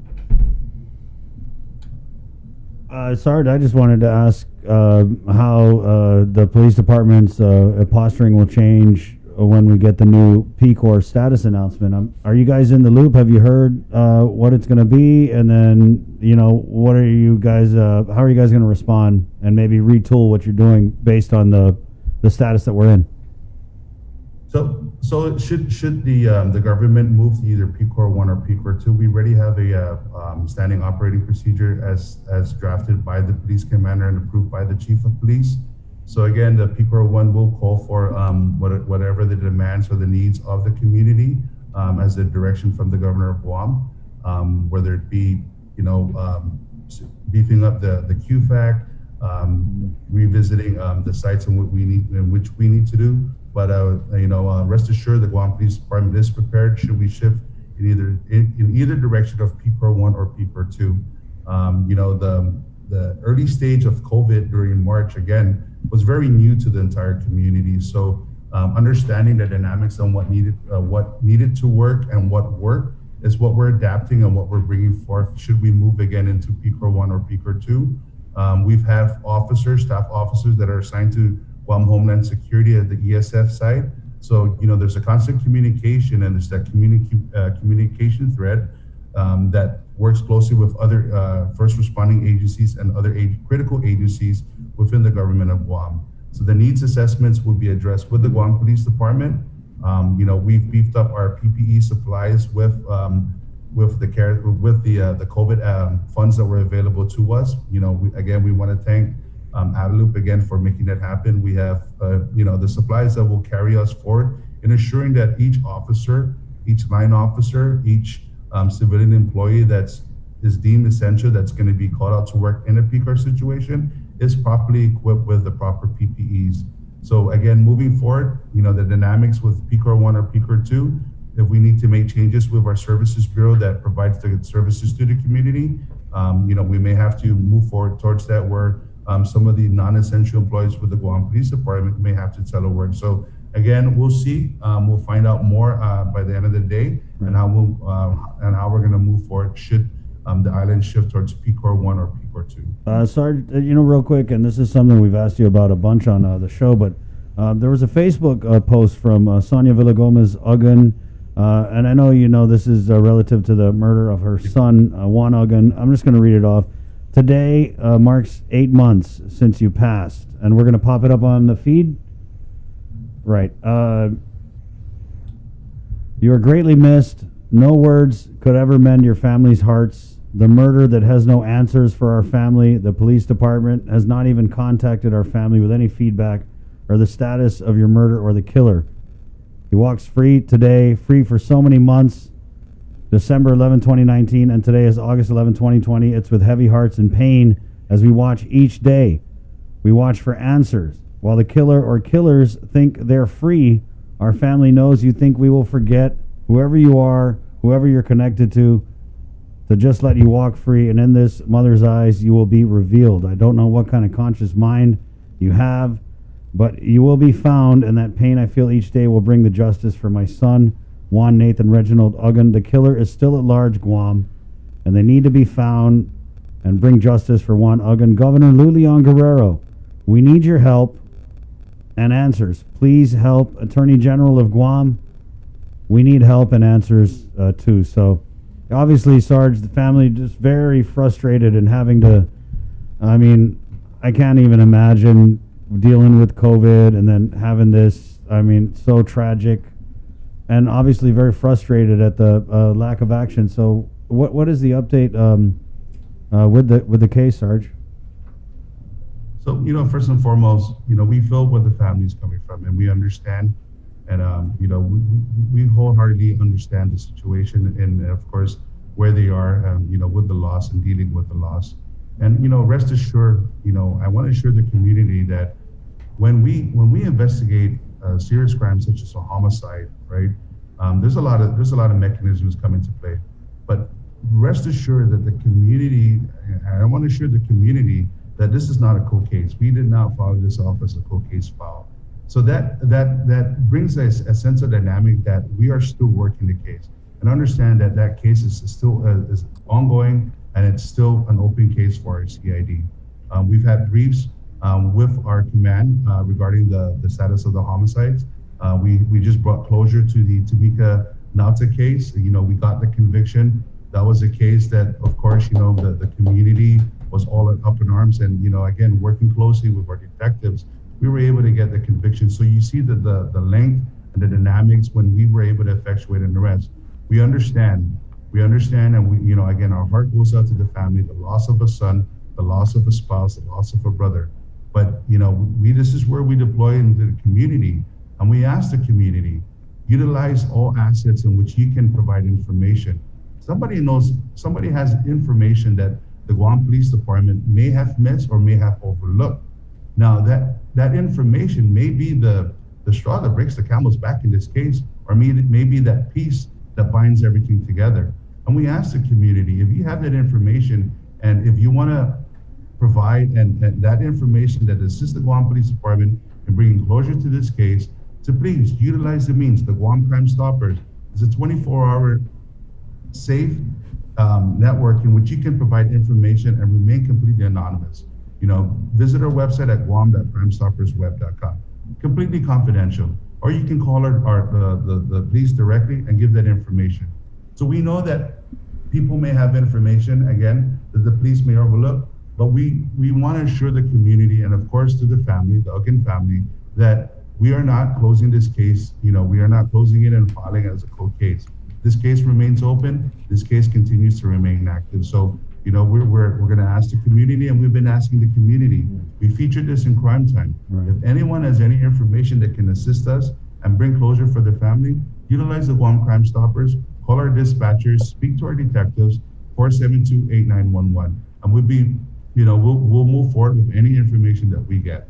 Thank you, Sarge. That needed to be said. I'm just so glad those are the words that came out from you. Sarge, man, consider you a good friend. Just be safe. You know, keep us in the loop with whatever happens with the announcement of the PCOR, and maybe we'll get you on next week to kind of, you know, look at what the police department's going to be doing with the new PCOR announcement. Wash your hands. Be safe, Sarge. Thanks, Paul. Yeah. Absolutely. Okay. Save left, guys. God bless you guys, and have a safe day and safe weekend. You too. God bless everybody. That's okay. 903, we're KUAM FM and Hagatnia, Guam. That was Sergeant Paul Tapao of the Guam Police Department. And I think we're about to go into the after party here. But before we do, and since this is a KUAM News Decision 2020 segment that we do during the election time, there is an election going on, the primary election, and we wanted to bring the Election Commission Executive Director, Ms. Maria Pangilinan, on to the Zoom room here. Good morning, Ms. Maria. Hi, Maria. Half a day, Chris and Sabrina. I guess we'll just get right into it. We don't know what PCOR we're getting, you know, surprise at 11:30, but how would a PCOR 2 declaration affect the primary election, and how would a PCOR 1 declaration affected? And have you heard anything from Adelup about what's going to be coming down this morning? We're keeping tabs on what's going on. If Guam Election Commission is declared essential, we will continue to operate with limited or no public access, depending on what the executive order says. How do you do limited? We'll start there. But possibly only by appointments. Mm-hmm. Okay. Does that work? I'm just still trying to figure out how are we going to do this election under any sort of PCOR, because PCOR 2, Dr. Ho was saying with aggressive action. Right, which means limiting gatherings. I mean, he's saying they recommended 10 people gatherings. Mm-hmm. So every half hour, we are able to put 10 people on the appointment schedule. Mm-hmm. And so if I'm sorry I missed your discussion before now, but the Guam Election Commission will comply with the executive order. Of course, right. I'm just trying to look at it. So 2 weeks, if we were to go into PCOR 2 for 2 weeks, it would be the day August. Before the primary, right? We come out? Yeah. Right before the primary. Wow. Yes, and so we're really looking into it. And Sabrina and Chris, one of GEC's main challenge right now is the UOCAVA ballots, the military and overseas ballots. With the current schedule of August 29th, the Guam Election Commission has only 5 days to prepare the general election ballot to be sent to the military and overseas voters. Wow. Wow. And so if it's postponed, the U.S. Department of Justice and the Guam Election Commission are looking into how to keep the GEC compliant. Maria, though, we're talking about if GEC is declared essential. What if you're declared non-essential? Everything Then just we shut close. down. Wow. Yeah. And so we will keep the ballots. The ballots that have been voted on are in a locked vote with the keys with me, and so they will be kept secret and safe. And we have cameras all over the vault, and we will go from there. Have you guys placed a call into Adelup to get a feeler or anything like that? We have, we have, ma'am, and we have both. We have placed a call into the legislature, and we have placed a call into the front office. And did you get a response? No, but we're waiting, and we can. We have contingencies in place. Right. You know they're closed, right, Miss Maria? You know that they're closed. Stamahutsumi, that Adelup's closed, the legislature's closed. Maybe that's why you didn't get an answer. No, sir. We still have contact with them. I talked to people from the legislature yesterday, and I have contact with people from the front office this morning. I see. Thank you so much. They are still operating. Okay. Miss Maria, we are here. Are we and like? We are here. Right. I'm sorry. I know you guys are working hard, but just I'm thinking, if you could, if in the event that they, postpone the primary, because of the COVID and the PCOR, are we like obligated under, the federal because of this delegate race in the primary? Yes, but not. We are not obligated by the federal, by the feds to have a primary. We are obligated to have a general. I see. Okay. So nothing would prevent us from just bypassing this primary, or would we need a law to say we're going to skip this, like what they were trying to do a few weeks ago? Right. The legislature has to get involved with the cancellation of the primary. Oh wow, and they're shut down too. Yeah. Hey, we're still going, guys. We're still here. And we're still here. Knock on wood, Miss Maria, because it only takes one. All right. So, Miss Maria, I'm thinking today, right? Are you guys full up on the in-office voting appointments? Because I think I was going to try and come vote, but is it full up? Are people just trying to jam in there? Lucky for you, we still have same-day appointments. We still have appointments available today. Okay, guys. So if you want to go vote, they have appointments. For Chris Barnett and Sabrina, you are going to go to the 3rd floor. Right. No curbside, because we want to save the curbside for the for Manumco. Chris and Sabrina. Got it, because we are not Manumco. That's correct. I'm almost. No. All right, Miss Maria. Anything else you want to add in closing here before we let you go? Go ahead.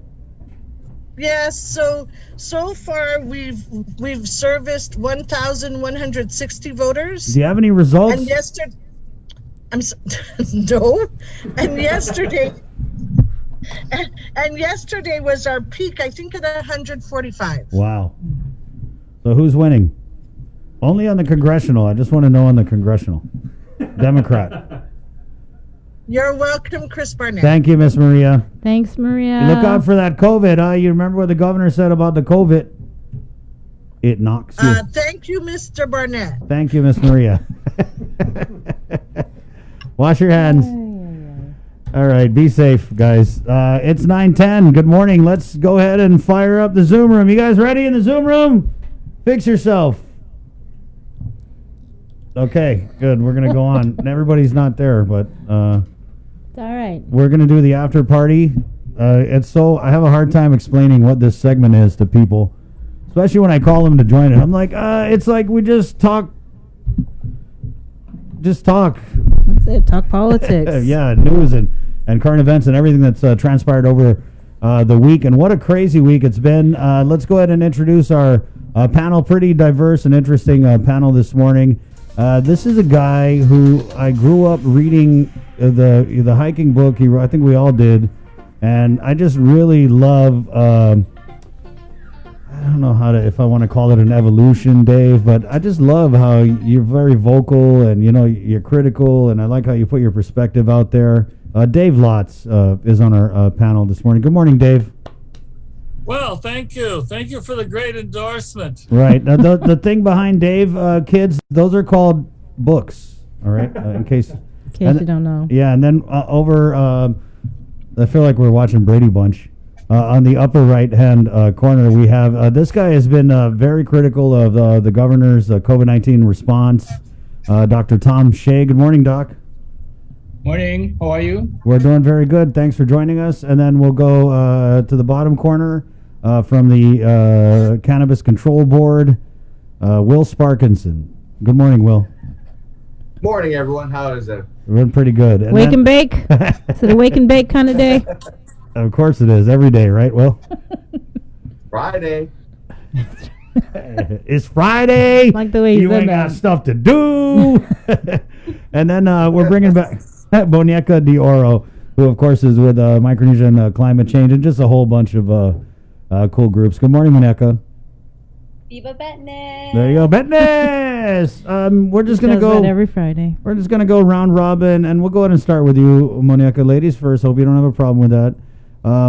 Just what are your thoughts on the surge, the governor, the lieutenant governor, COVID positive, the closures, just where we're at this morning as we're waiting for this announcement to come out about which P-Corps we're going to be living under for the next 2 weeks?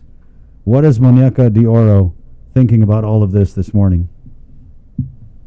Definitely, as a parent of a GDOE student who was going to be attending Onslaught Middle School, and as a former teacher, I'm so relieved that the schools are not going to be opening for face-to-face learning. My son was signed up for face-to-face, and it was interesting to find out that only 40% of the students, or even less, were going to be attending face-to-face. So I felt a little bit safer knowing that he would only be in a class with 8 to 10 students, and but even with face-to-face, he would only be in school 2 times a week at most, 5 times a month, 5 times throughout the month. Right. So I feel like moving to the online space, and I didn't know that until this informational that they had the other day. So moving to an online, to the online space where he'll be learning every day is something that I think I'm going to be doing. And it seems like everyone else probably won't have much of a choice but to be going to that. So I'm relieved. And then in regards to the positive cases, especially from our leaders, I definitely met with everybody else in the island and praying for their speedy recovery. And it just is all the more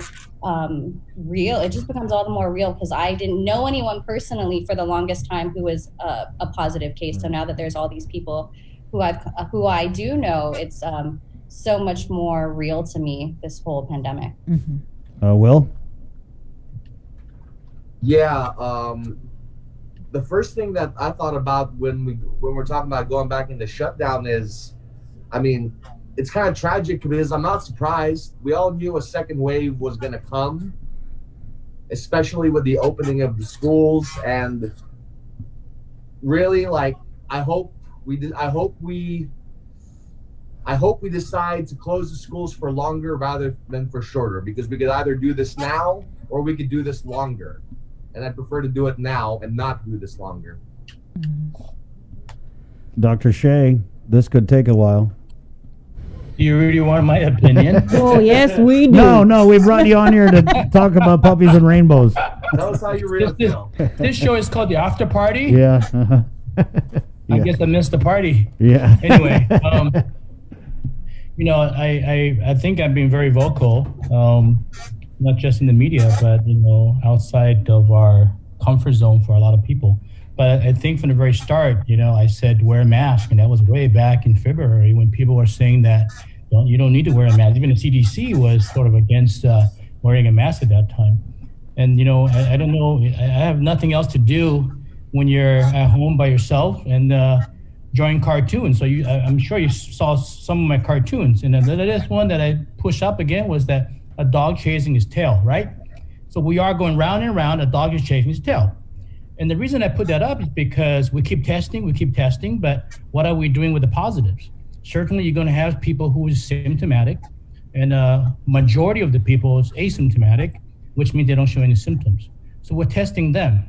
So if one of them becomes positive and they're being asymptomatic or no symptoms for over 4 weeks, we're still locking them up for 14 days. And I sort of disagree with that, because we need to look into it further. We need to be smarter and test smarter. And if they have no symptom for 4 weeks, test their antibodies. How do you think the vaccine is going to work? You get a vaccine, and if you're exposed to the virus, it's a similar situation. You're going to develop antibodies. So if you have antibodies in your blood and you've been asymptomatic for 4 weeks, that tells you that you've been exposed and you developed antibodies. It does not mean that you're immune, because we're not looking for immunity. We're looking for a past infection. So if you had a past infection, more than likely you're not going to be infectious after 4 weeks. If you think about it, you're locking people off only 2 weeks. So I'm saying 4 weeks is a good leeway to test for the antibodies. And a perfect example recently, as you said on your show, the governor, Lieutenant Governor, Dr. They all tested when they were asymptomatic. And when they're asymptomatic, they were negative. When they developed symptoms, what happened? Yeah. The test came positive, right? So that will tell you that you're going to test all these asymptomatics. More than likely, they're going to be negative. And if they are positive and they're over 4 weeks, I would test for the antibodies. That way you don't keep chasing your tail. Right. Because we're going to keep counting positive, keep counting positive, we're going to keep adding up. And it's not just Guam, it's with other states as well. Right. So I think we got to be smarter, because when you get the vaccine, how do they test if the vaccine is effective? They test the vaccine effective if you develop antibodies. So I think we need to move on and really look at that. So we're about to have this massive community testing or restart it. Are you saying that we really shouldn't be going that direction and having all of these mass testing, which starts tomorrow actually in Jigo? I think you should save the reagents, because what I've heard, there have been delays and the reagents are short. Yeah. If you're going to start using up all your ammunition, you're going to use up all your resources and testing all these asymptomatic people. Majority of the asymptomatic is going to be negative. Right. So what happens is that, like I said, perfect example, Governor, Lieutenant Governor, Dr. when they're asymptomatic, they test a negative. When they turn symptoms, they test a positive. So don't you want to save some of your ammunition to test those people who is actually symptomatic? Right. Dave, so those are things that I need to at least to get across. Right. There's differences of opinions on how you approach this, but we're not getting others. We're still chasing our own tails, and that's a problem. We need to think out of the box. Dave, what are your thoughts, Dave? I've got a question, Dr. Shea. If okay. If getting reagents is not an issue, is testing a good idea? If getting the reagents would not be an issue? Well, testing is always a good idea, but I think you have to do, what do you do with a test, right? Like I said, you need to dissect out the test. Let's say if you're my patient and you tested positive for a certain disease, and I'm going to say, let's take a look at this. Have you seen the result? Well, have you seen the report of actual positive COVID test? Let's say you get a report from DLS or from the public health. They'll give you a report. Actually, no, the Lieutenant Governor is the first person I knew that I personally knew that had the report. COVID. No, the actual COVID. The actual report, not just I've never seen the actual report. Okay, I would encourage each and one of you to get a copy of that particular report, and then read below that report. There's a disclaimer under every report that's positive, and the positive will say that you may test positive for COVID. However, there may be other bacterial infections or other viruses that could be the cause of your symptoms. And that is on every single report of COVID positive patients. Every single report that's there. Okay, Dave, let's take it over to you. Your thoughts, go ahead. Well, thank you, and I appreciate the insight from Dr. Shea, and certainly we're all suddenly very concerned again, and I think it's important that we take efforts to prevent this spread. I do think the people on Guam are much better than as a whole as in the mainland. In the mainland, this has been very unfortunately politicalized. Yeah. And that was completely needless. This is a public health concern, and we should listen to our public health experts. At the same time, I think we're still learning about this virus. I don't think we know all the ins and outs about it. Some things that come up that maybe need to be answered. One is the flight that came in from Honolulu. Were all those people tested prior to the flight? I don't know. I don't know if anybody in this group knows, but I think they all should be tested before they got on the flight. And the eventuality was they were all quarantined. The other thing is you had two individuals very knowledgeable on before dealing with the election and the police. It's the realization that other things go on in the community that basically do not have to stop. Right. Certainly the election, certainly we have crime doesn't stop, unfortunately. And then, I've been vocal on the military buildup. That hasn't stopped because of the virus. And we had a little bit of coverage on the programmatic agreement the other week that just as an indication that these things continue. And I just hope that we will continue to have continual coverage on broader aspects of what's happening in the community. Right. You know, the way I look at it, guys, and we were talking about this yesterday, Bree, is the first time we went through this lockdown, I mean, if we are looking at a lockdown, it was just so foreign to us. There were just so many things that we had on our plate, mentally and physically, all of it, right? And it was new territory. The way I'm really trying to just make sense of how we're going to move forward, or at least me, is the way I'm looking at it is we've been here before, right? And so we really got to take everything that we learned during that first lockdown and bring it with us into this new wilderness that we're heading into, so that we're not completely lost. I mean, and I think that's key. We've been through this before. Let's look at what we did the first time and maybe readjust it, and let that be the way that we kind of move through PCOR 2 or PCOR 1 or whatever PCOR it is that we're going to face. I want to kind of switch gears a little bit here, and I have to ask you guys about this. And to me, it's not even that she said bitch, right? It was just that it's one of those moments where, for whatever reason, it resonated with so many people because in trying to make sense of this COVID, a lot of times you can't, and what you just think is like, it is a bitch. There's just nothing else to say about it. So let's just run through, you guys. What were your thoughts about that? The governor saying the virus is a bitch, and Lana, it knocks you. It knocks you, Muñeca. Daya? Go ahead, Muñeca. What was your take on that? Because it was kind of like, whoa. I think you touched on some really important points, Chris, about like going back to the way that we were taking the precautions. And for me, and from the perspective of climate change and doing climate change awareness work, I really appreciated how more people were experimenting in the home, experimenting with home gardening, tending more to their families and not traveling. So those things are I hope that we continue to build those practices, especially when it comes to wanting our island to be more food secure, also like increasing your gut health and really taking care of your mental health is really important. And you can do those things through paying closer attention to your diet and being healthier and making healthier choices. And with COVID going around, it's really important and that we do things that increase our immunity, like exercising and just trying to maintain our stress levels. And gardening is a great way to kind of handle that. So I appreciated those sort of shifts that were happening at the onset of COVID, and I hope that we continue to build those practices and those healthy habits. With regards to the governor using a slur or bitch, she's definitely gone viral with it, and I don't know if that was her intent. It's never really intent for anyone to go viral. Right. But it is resonating with people. I've seen so many people repost that. So I think it's hilarious, and I think she was just her being real and keeping it real, and I appreciated that. Well, Yeah, I know you know something about gardening. But I do think the moment with the governor was a very humanizing moment for her. I know there have been a lot of people that have been cross with the governor. And I really think that this kind of, brought everything kind of home. She took one for the company. She's got COVID right now. And I think that's really bought her a lot of goodwill.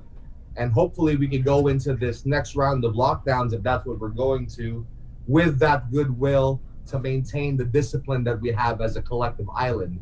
Because someone mentioned, I believe it was Mr. Lotz mentioned it, that we are much better off, for as bad as things look on Guam, we are much better off than we are in the States. And, I really got to credit that to an Alpha Malik spirit here on Guam. We all grew up and were raised on Guam that we're all here to take care of each other. And it really shows in the way that the island came together and really showed what they were made of. I was very proud of that. And I hope we can maintain that sort of discipline again. I'm going to go to Dave.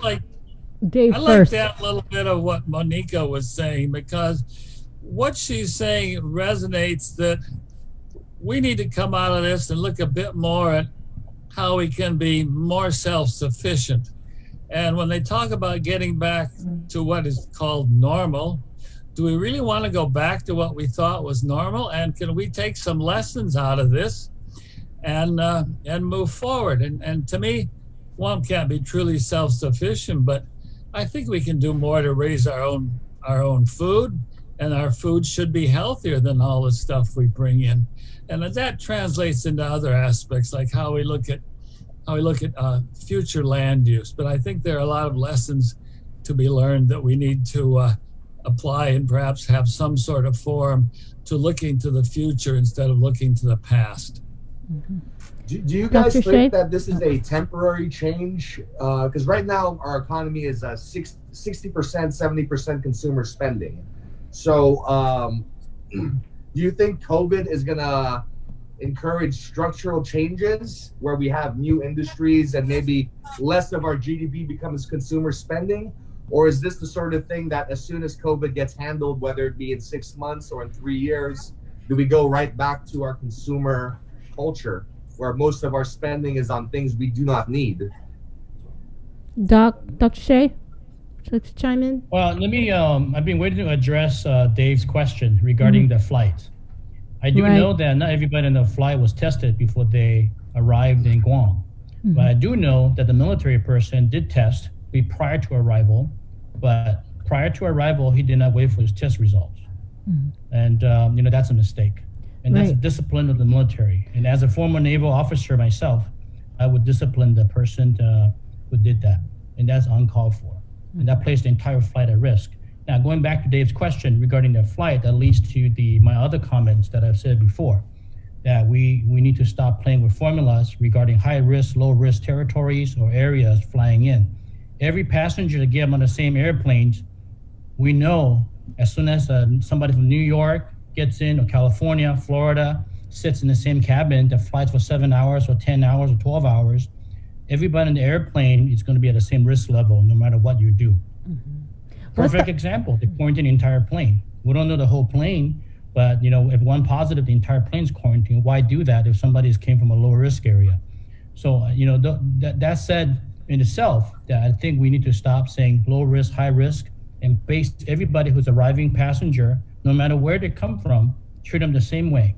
And I don't agree with government quarantines, because we're all adults, and I think we need to be able to go back to our homes, especially for our local residents that's coming back, especially if they went offline for medical treatments. You don't lock them up in a hotel and expect them to be self-sufficient by themselves.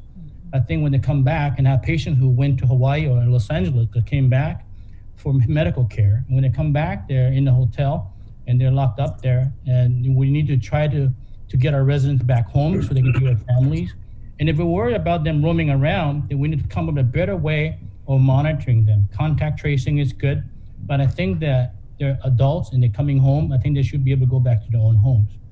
Now, regarding the governor's B word, I really don't have any comment on that, because I think all viruses are bad. I don't think there's a good virus. But I think getting to the seriousness of this entire thing, we really need to get out of this spin. Regarding Will's question regarding the economy, I don't think the economy is going to recover for a while. However, the government had projected our economy to be in pretty good state. I think she said we're going to have about 800 million in revenue in 2021. So if that's true, I don't think we're going to have any problems being self-sufficient in the financial aspect of it. But it could just be Guam. But you see the private sectors, and Picard Restaurant is one of my favorite restaurants, and they're closed. So I'm kind of disappointed at the private businesses are shutting down. Right. But regarding Monique's idea about gardening, I love gardening, but I just don't have a green thumb. You know, if I plant something, it probably won't grow. So I'm a consumer that I go out to Payless and I just get my fresh vegetables as much as I can. And I think Friday is where they come in. So as much as I can, I try to do what I can to support the economy myself. So I think all in all, we need to get out of this spin. If not, we're going to keep spinning. You have one lockdown, a month later, you're going to have a surge in cases. But again, to get out of this spin, you're going to have to test. Be smart in what we do and dissect out who's really positive and who's really infectious. Not everybody who's positive are infectious. That's my comment. But Doc, considering that let we've me seen ask these the doctor cases. Let me ask the doctor one thing, because there was an individual who came in on a flight and was put into quarantine and then subsequently died. Yes. Now, I think that's very troubling, and I'm just, I hope lessons are learned, and I hope people are held accountable. Right. Yeah, I agree. I think that's part of the issue that, people coming off from off island. I think that person came from off island for healthcare reasons and coming back home. So he had a pre-existing condition. Those people, our island residents, should be able to go home so that we can take care of them ourselves. They can't be self-sufficient. They can't be stuck in a hotel room. If they have a heart attack, how do they call 911? We have to constantly monitor them. Guam is a very friendly atmosphere, very compassionate. At GMH, I worked in GMH for 23 years. Next week, I'll be in Guam for 24 years. I can tell you, no hospital that I've gone to in Hawaii or Wisconsin or California, that we have a person in a family that sleeps in the same room with a patient 24/7. Guam is the only place that I know of that does that. So we need to get back to our friendlier environment on Guam, Dave. Right. And I'm glad you brought that up, Dave, because there have been horror stories that we have heard. Yeah. We heard from the Espinosa family just last week. He came in from Hawaii, and he has diabetes. He has so many different illnesses, but he was forced into the government quarantine facility. And as you mentioned about the man that died, the 40-year-old man, and he had also pre-existing health conditions, but at the same time, we hear about people who were granted exceptions with no sort of pre-existing health conditions. Yeah, I mean, I don't understand how an old man like, an old veteran like Mr. Espinosa, who just came from having open heart surgery, gets thrown into quarantine. Yet I know of a person whose father-in-law was sick and they got a pass. So it's really inconsistent. And, Dave, you also bring up a good point. Because in talking with Mr. Espinosa, what we were able to glean was that the medical presence at the quarantine facilities is sorely lacking. Where, Mr. Espinosa, I mean, he's a guy on medication, that there was like one nurse. They couldn't really get a hold of them. And I'm thinking there's other facilities. And, if we hear from public health that, they're short this, they're short that, it's making it hard to do things that they need to do to respond to the pandemic. I can only assume they're also short at these quarantine facilities. But we'll while we're on this subject, we'll start with you, Maneka. Why do you think there hasn't really been a move to improve and kind of work through a lot of these issues that we're seeing with these quarantine facilities? I know one of the major concerns I have too, especially for those who were away from the island for medical reasons and then come back with dietary restrictions in their rehabilitation state, and they get this food that's really not the best for their healing process. So I think that I haven't been off island since COVID, and I haven't known anyone who's had to go through these quarantine facilities since the onset of it. So how they're still able to be responsive and then as well as take care of all the people in quarantine is not something I can speak strongly on. But yeah, I think there definitely should be some feedback from people like Dr. Shea on ways to make this more efficient and more effective. Well, I had a friend who came back from the States and was put into quarantine, And the experience that she had clearly indicated the hotel room was frankly shabby, wasn't cleaned, and the food service was dropped by the door in a box, probably was not warm, and the only government that checked on her was once a day a nurse came by to take the temperature. And I don't think that's the type of treatment that we should be giving our residents coming home.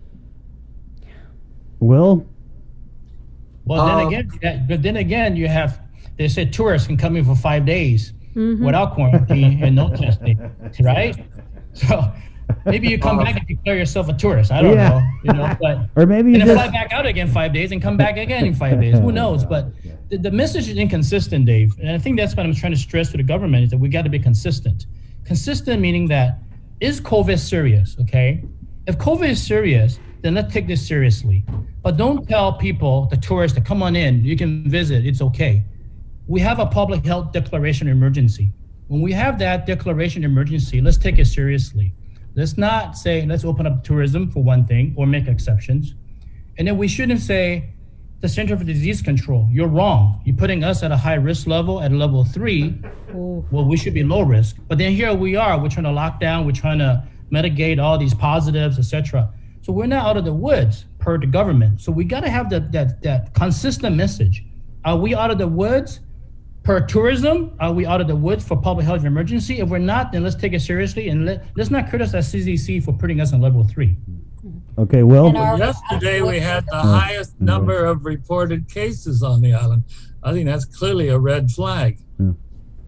Well, then again, those cases, are all those cases actively positive? That's the question I have. And they can't tell me that. They said, we treat all the positive the same.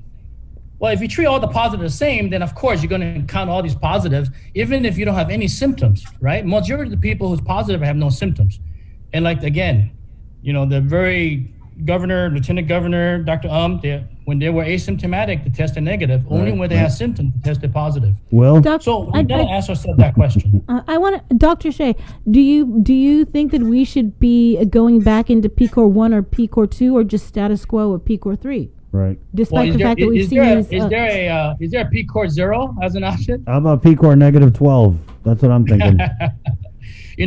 Going back, people may hate me this, but I was the first one to suggest to the governor to lock down. And she didn't like it. I got to admit, she didn't like the lock. She didn't want to lock down. I talked to her in her office and said, you got to lock down. She didn't like it. But I think a week later, she decided to lock down. Right. But, I give my opinions, and I'm not perfect, and there is no perfect solution to this. But I think we have to use some common sense, okay? If we're going to lock into PCOR 1, then we need to do it seriously. No one leaves the house. But how are we going to do that? We learned from, like you said, our first lockdown. And I think the first lockdown, we did okay, but then there's still people outside. If you look at the amount of exceptions during PCOR 1, there were a lot. I think the construction workers were still exempted going out to work. Yeah. So if you're going to lock down, be serious about it, People don't like the National Guards out. I personally don't mind because we have a serious public health emergency. Right, so if you want to lock down and do a true lockdown, complete lockdown for 2 weeks, but don't list all these exceptions of all these business constructions, you're exempted, the plumbers, everybody's exempted. And the sign company was essential. Yeah. Okay. I think there was another. The military didn't behind the fence what was going on as far as construction without regulatory agencies being deemed essential. What is essential. They weren't able to do their jobs to make sure that due diligence was done to protect ancestral burial sites or to do any sort of environmental review while the military was still being able to build their construction and they never stopped. Yeah, it's essential to bulldoze our ancestors. Now that to the military, it's essential. That is not one other thing about the government of Guam is the news has covered the fact that the Department of Corrections employees were all tested. Now we hear they're going to test the inmates there. Shouldn't they all have been tested at the same time? Here's the thing with the testing again, right? You test today, you're negative today. Tomorrow you could be positive. Right. Perfect example, asymptomatic. You're testing all the asymptomatics. I tell you, it's going in circles and circles. Asymptomatic or asymptomatic? Asymptomatic. I agree with Dr. Shea. that if we're going to go into a lockdown, we need to do a real lockdown. Right. Yeah. And guys, we'll just take it there, right? So there's this discussion that people have that we just went to PCOR 3, too quick. And there was, I think, our friend Nick Delgado from the Post had asked the governor in a press conference, what could we have done differently? And I said this before, I think the governor has a hard time, and we all do, in admitting the faults. And she basically had said there wasn't anything we could have done different unless there was a vaccine. That was like the only thing that would have made it, better. And so when people talk about us moving to PCOR 3 too quickly, you can just assume that means they don't think we were locked down for long enough. So if we go into a lockdown for 2 weeks, and come back again, and then we're going to see another surge, it doesn't really seem like a long enough amount of time. So what do you guys think would be something more feasible if we really want to stamp out this virus? Because you're right, we don't want to go lockdown 2 weeks, full freedom a month. Oh my God, another surge, lockdown 2 weeks. We look at the model of New Zealand, for example, they're going on 100 days with no positive cases, and I think they had a pretty crazy lockdown. So lockdowns and killing this virus, what do you guys think is a good amount of time that we need to kind of hunker down?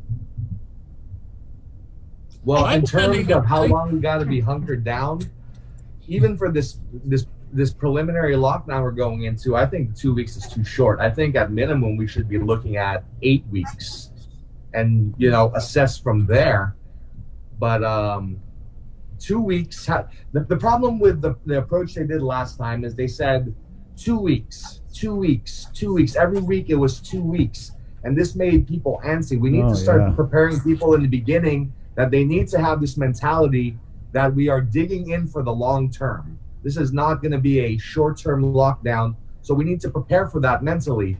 And part of that comes with messaging. I think we need to improve the messaging of the lockdowns and prepare people for the idea that this is going to be a longer period, because I think there's a certain amount of denial that's going on where people really want this to be over and go back to normal. And I think once we've gotten over that denial, we'll come to a better place in terms of timing, because the economy's not coming back this year. It might not even come back next year. So at that point, we need to look at taking care of ourselves, and we'll worry about the economy later. Right now, we are in we are what I like to think of as a war economy. We are being sieged by an unseen enemy. And when you are a castle that's being sieged, you don't send people to work or go to the market. No, everybody stays home behind the castle walls, and you have a centralized planning economy that makes sure everyone is taken care of for the duration of the emergency. We keep acting like this emergency is going to go away around the corner, but it's not. Mm-hmm. I think we also just have to look at other international places, like what Chris said with New Zealand. They did have community positive cases just this past week after 102 days of no cases. But there's other places who have been able to maintain some sort of openness, like South Korea, but they have really aggressive contact tracing methods where you have apps and you have different things. If you're in contact with somebody, it bings if that person was tested positive before. There's different measures that we could take using technology and using the example from other places who've been able to get a better grasp on it than most definitely the United States. Mm-hmm. I tend to agree with Will that we need a seriously long lockdown. We need no rush to get out of it. But we also need to take a look at travel to the island. Can we seriously quarantine ourselves? Now, there was a mention made of New Zealand, and I'm thinking, and maybe perhaps another person has more of a background, that they have quarantined the island. And I'm also rather certain the closest island to Guam, Rota, I think has no cases of COVID, but basically there's no travel to or from Rota. Dr. Shea? Sure you want my opinion on this again? Oh, man, let me tell you what I learned. Let me tell you what I learned from this whole fiasco of lockdowns and COVID testing, okay? I've learned three things, okay? That that is maybe the most best defense that we have, okay? Wash your hands, okay? This is a big, huge bottle of sanitizer that I carry with me everywhere I go almost, okay? So you use this, okay? Let me show you how it's done. It's very simple. Very simple, okay? Wash your hands. If you don't have any dirt in your hand, it's okay. If you have a sink, it's better to use soap and water, 20, 30 seconds. Always do that. I wash my hands about 100 times a day. The second thing is the second W, the 3 Ws, okay? You have to wear your mask, okay? This is N95, and I wear this when I go in the clinic or when I go into the hospital. When I go outside, sometimes I do still wear it, okay? One of the best protections. The third thing is social distancing. We know, hey, Dave, if you're gonna be near me, I'm gonna stay away from you, okay?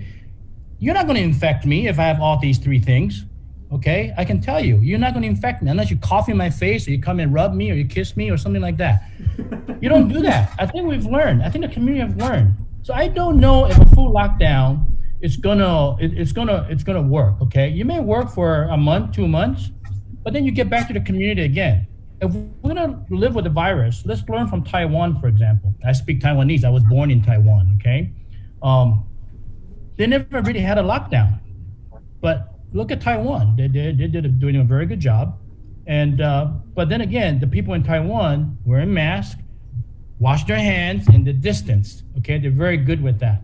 So I think if we learn, if we can ask every citizen out there to make sure they practice the 3 Ws, we may not need to go to PCOR 1. Seriously, we may not need to. The second thing that we need to do, first is the 3 Ws. The second thing is that we need to do smarter testing. Smarter testing, I mean that don't just count the positives. What does the positive tell us?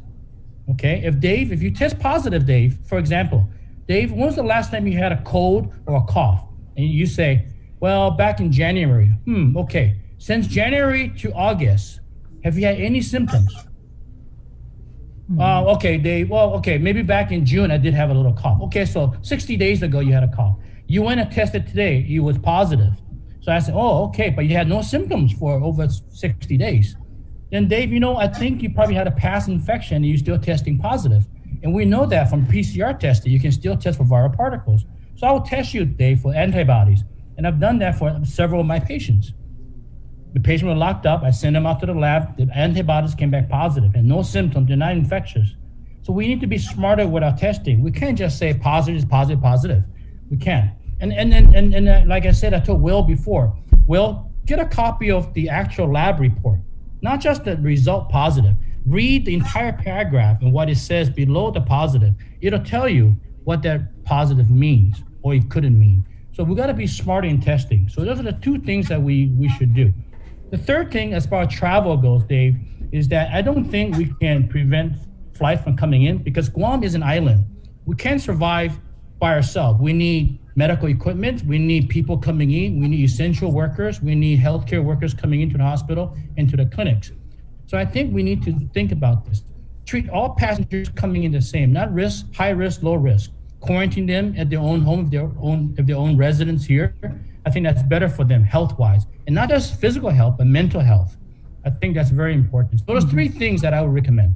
You forgot 1 W, win. There's so many people looking to win in this election. Should we still have an election? Well, that's a good question. Let's ask you this question. Is the election essential? Okay. Is that an essential event in a life or death situation? To politicians, yes, it is. But to me, it's not. Election to me is not an essential event. It's like a concert. Is it a concert essential event? Election essential event? Certainly, there's going to be certain sectors that don't want a politician to stay in power for a certain amount of period. But if we can postpone that, if there's a public health emergency, certainly postponing election is okay with me. And that's just my opinion, because to me, an election is not an essential event. Dave, what's your thought? To primary or not to primary? I would think the primary is not essential, but I would think the general election is essential. Right. Yeah, I'm with Dave on that one. I think the primary is inessential, and the one in November is. But I do think that there is leeway for the November election to be potentially delayed. For me, my personal line is, if we delay the November election, I at least want it resolved before the what would have been the inauguration date for the new class. You know, so that the little window between November and January, you know, I'll take a little bit of a delay, but you know, elections, especially for America, are a significant cultural touchstone that I don't think we could ignore. Especially in today's chaotic political atmosphere in the mainland, it's if there's already forces that are alleged to be working to subvert the election, and if that were to actually occur, I think you'd have some serious disruptions in the country. Yeah. Maniaca? And I mean, I don't think we could get the lockstep with it here on Guam. I mean, realistically, for any government that was in power during COVID, they're probably going to lose their seat. That's just the brass tacks of it. And so, I mean, right now we got a majority Democrats, and so I'm sure there's a lot of Republicans that would not like to see the November election canceled because they think they have a really good chance of winning. And so, you know, and that's true for everywhere in America. Everyone is looking to get in on the next election, and we're going to have some real problems, as Dave said, if we basically deny them their equal protection and rights to an election. Maniaca?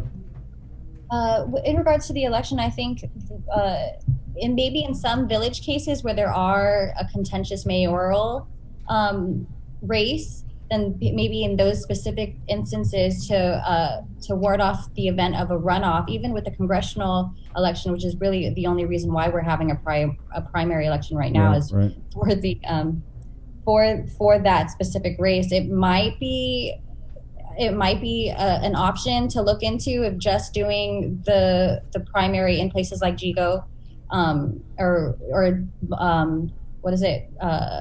Tuman, Harmon area where there's a lot of different people running in Narahan on one side of the ballot, but definitely the senatorial race it's not necessary. And yeah, I think the only reason why the senators wanted to have the primary and hold the primary is to save money in an inevitable runoff election between the congressional candidates. Right.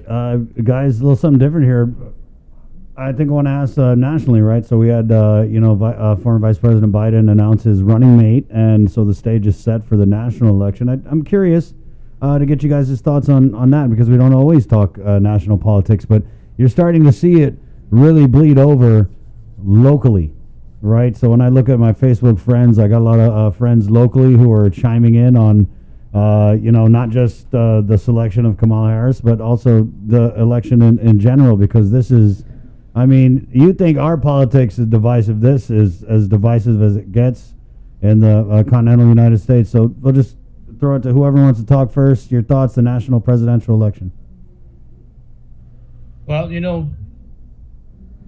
I don't think we have a say in Guam. I mean, we can't vote for the president. Right. So, I mean, I really haven't thought about it. But, I just watching CNN, every time I turn on CNN, it's an anti-Trump campaign or anti-this, anti-Trump this. But, some say the politics that this COVID, come November, it's going to disappear. So I don't know what to say. But if you can ask me who I would vote for, Trump or versus Biden, I wouldn't know, because I don't know them really good enough. Trump will probably, continue in his parade at what he wants to do. Nobody can tell him what to do. Biden, on the other hand, I see the video that he's like having some dementia or something like that. So I don't know what the truth is. So if you ask me who I will vote for, I don't know. I can't answer that. But, Chris, you're a comedian. You can probably come up with something, a jingle or something about that, right? One thing I'm really concerned about with the U.S. election, and I think this is really important for our entire island and all those in Micronesia to really pay attention to, is the U.S. Postal Service and what's happening with the mail-in ballot issue. This Trump and his administration and the person who's the post office general right now, or Matt Postmaster General, they are systematically wanting to privatize the U.S. Postal Service. And for us out here in the islands who depend on the subsidized mailing system, it's really important that we keep an eye and we keep tabs on what's happening with the Postal Service, because that's a lifeline for so many of us, especially out here so far. Where if we would have to only rely on DHL or these other or FedEx or these other private shipping companies and mailing companies, we wouldn't be able to get so many of the goods that or even our letters from our family members from the States or from elsewhere in the world. So in regards to the national election, I think that's the one issue that we really need to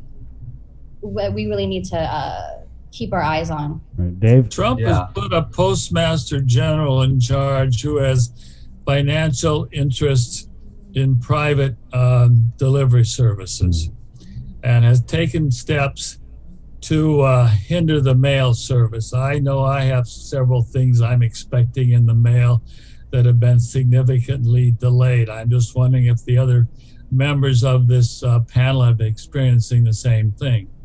Yeah, everybody Dave, does. I think, Dave, I think in every administration, don't you think that any of their appointees have some financial interests? Right. Not to this extent. I share your skepticism, but I think it is so blatant. If you look at what Trump has put in as department heads, they all have an agenda that is a right-wing, big business agenda to make the government weak and look inept so that the big financial interests can benefit. If you look at the first relief package that passed Congress, an immense amount of that money went to big business interests. And now we're completely stalemated into the Congress and thinking that people that are unemployed can live on $400 a week. And then the latest news here is, well, now government of Guam has to come up with the 25%. That really puts us in an extremely unfair advantage. Yeah. Well, your thoughts? That was a Hail Mary. That was a Hail Mary executive order. That's not a real answer, because the funding that would use would be the FEMA funding, and allegedly that funding, even if we were to take part of that program, would only last about 5 weeks before it ran out of money. So I mean, in terms of a fix, it's not even really a fix. And yeah, for us out here in Typhoon Alley, it's really important that we understand where FEMA money would go in case we have a typhoon. Wouldn't be, and that fund would be dried up for some other for COVID relief. It's really important for us, given where we are and the amount of storms that we have, and even earthquakes, the possibility of earthquakes, that we protect FEMA money for what it's meant for. Guys, can we just close on? I wanted to, if we could just close on this whole Netflix, the hating on Micronesia thing. This is something that came down. You know, we covered it. Victorious Falon, they're dropping a One Micronesia podcast on this. It's going to be really great, guys. So, Jays, when's that scheduled? 10:30. 10:30, KUAM News on Facebook. All right. So, guys, I know we're doing the press conference at 11:30, so let's settle in and watch the One Micronesia podcast where we kind of go in on this whole Netflix Micronesia thing. And Moniaka, we'll start with you and then just go around. Your thoughts on it? Oh, I definitely have been doing so much more work, especially as a Chamorro ally to all of, and also a Micronesian, wanting to do all this unification work within the Marianas and the wider Micronesian region, and especially in the face of climate change, and wanting to ensure that our whole region is resilient and ready for the impacts of this environmental shift that we're going through. So when something like this happens and you see across social media all this response in unity, especially from people that I would never have expected to come out and speak out against this really problematic scripting and show on Netflix that degrades our whole region, especially the Federated States of Micronesia, by calling us the country terrible. It was just really I like to see the backlash that's coming out from our community and the unity that's coming from that. So in a sense, it sucks that Netflix put us out like that, but I am appreciating the ways that we're coming together to combat that. Will? Yeah, this is kind of for me, like I get it, it's problematic, but this is an old media trick that they do where they will poke fun or make some sort of controversial statement about a very passionate group of people in an effort to gin up engagement with their product. So a common example, because this personally happens to me a lot, is whenever like late night talk shows talk a lot of crap about like video gamers. I'm a gamer, you know? And they do that not because they actually have anything against gamers, but they know the gamers will go on there and vociferously defend their hobby in the comment section and boost engagement with their product. It's the same system here. They know that the Micronesian people are very passionate. Like some people, somewhere in that map, they know, and they're taking shots because they're trying to gin up conversation, engagement with their product. And so, I mean, like, I don't really want to engage. It's bait. It's bait, and it's much ado about nothing, I feel. Dr. Shea? You know, I haven't seen the clip, but, you know, I think I'm very sensitive to the people of Micronesia.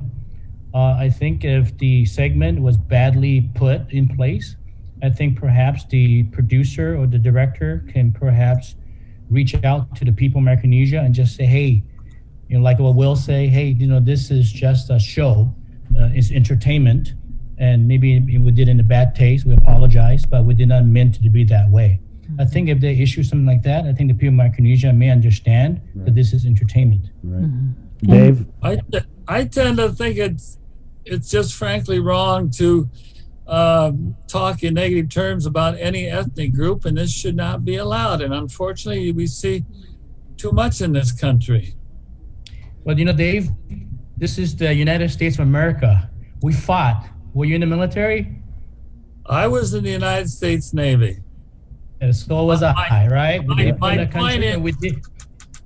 My point is, there should be no place in the United States where we talk negatively about another religious or ethnic or sexual orientation group. And unfortunately, that's I agree. I agree with. Yeah, I agree with that. But the other part, this is the movies, and we see comedians do it all the time. You sit in front of a comedian, oh my God, I would never want to sit in front of front row of a comedian. They'll chew me out, you know, about my race.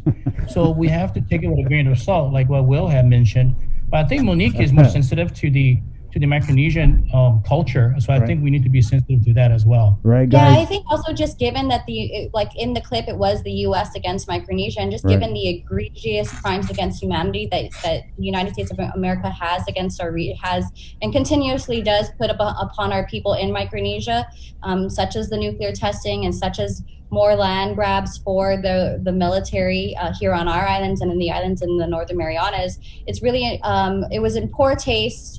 And it was meant to be light humored, but there's so much heaviness that goes between the relationships of our region and the United States, and it was just poorly crafted on the part of the script writers. Guys, I got to thank you so much for your input. Bree, what were your thoughts on this Netflix Micronesia thing? I just think they're just ignorant. They don't know who we are.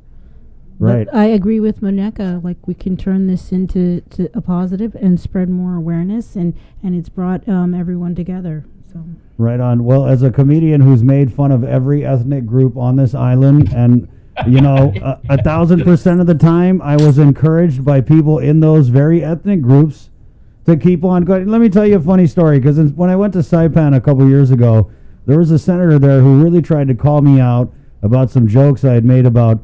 It was something with Chookies, and it was funny because I'd done, you know, growing up, observational humor, and you're right, it's a crazy time to be a comedian, which is partly why I'm glad I'm doing this, but, you know, I was doing jokes about what I knew, right? And so I knew Filipinos, I knew, you know, Chookies, we all do.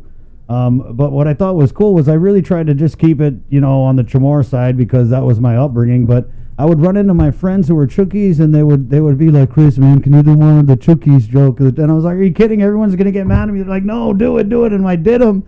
People loved them. And so I just, I think I'm more on Will with this, though. You know, being 45 years old, I've seen Netflix Micronesia type things my whole life. I just don't have the stamina to get, you know, super outraged about it every single time because it's just not sustainable. And I just am never surprised by what, you know, the continental U.S. manages to cook up, not just about, you know, Micronesians, but about Guam and just about everywhere. I mean, we could go back to the S-hole countries thing. So I'm just never surprised by any of it. And guys, thank you. This has been a really great hour of conversation. Yes, Really, thanks so much for joining us today. and I really think this is necessary for us to get together and break bread in this way as we head off into uncertainty. And real quickly, a real quick poll before we head out. Just yes or no, is this virus a bee? Will?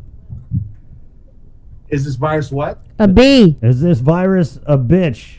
Yes or no? Oh, big B. Big bee. Maneka. Yeah, it's a bitch. Dave. Yes, and it's a major challenge, a unique challenge. Okay, and Dr. Shea. I have no comment on that B word. But I think we need to get out of the.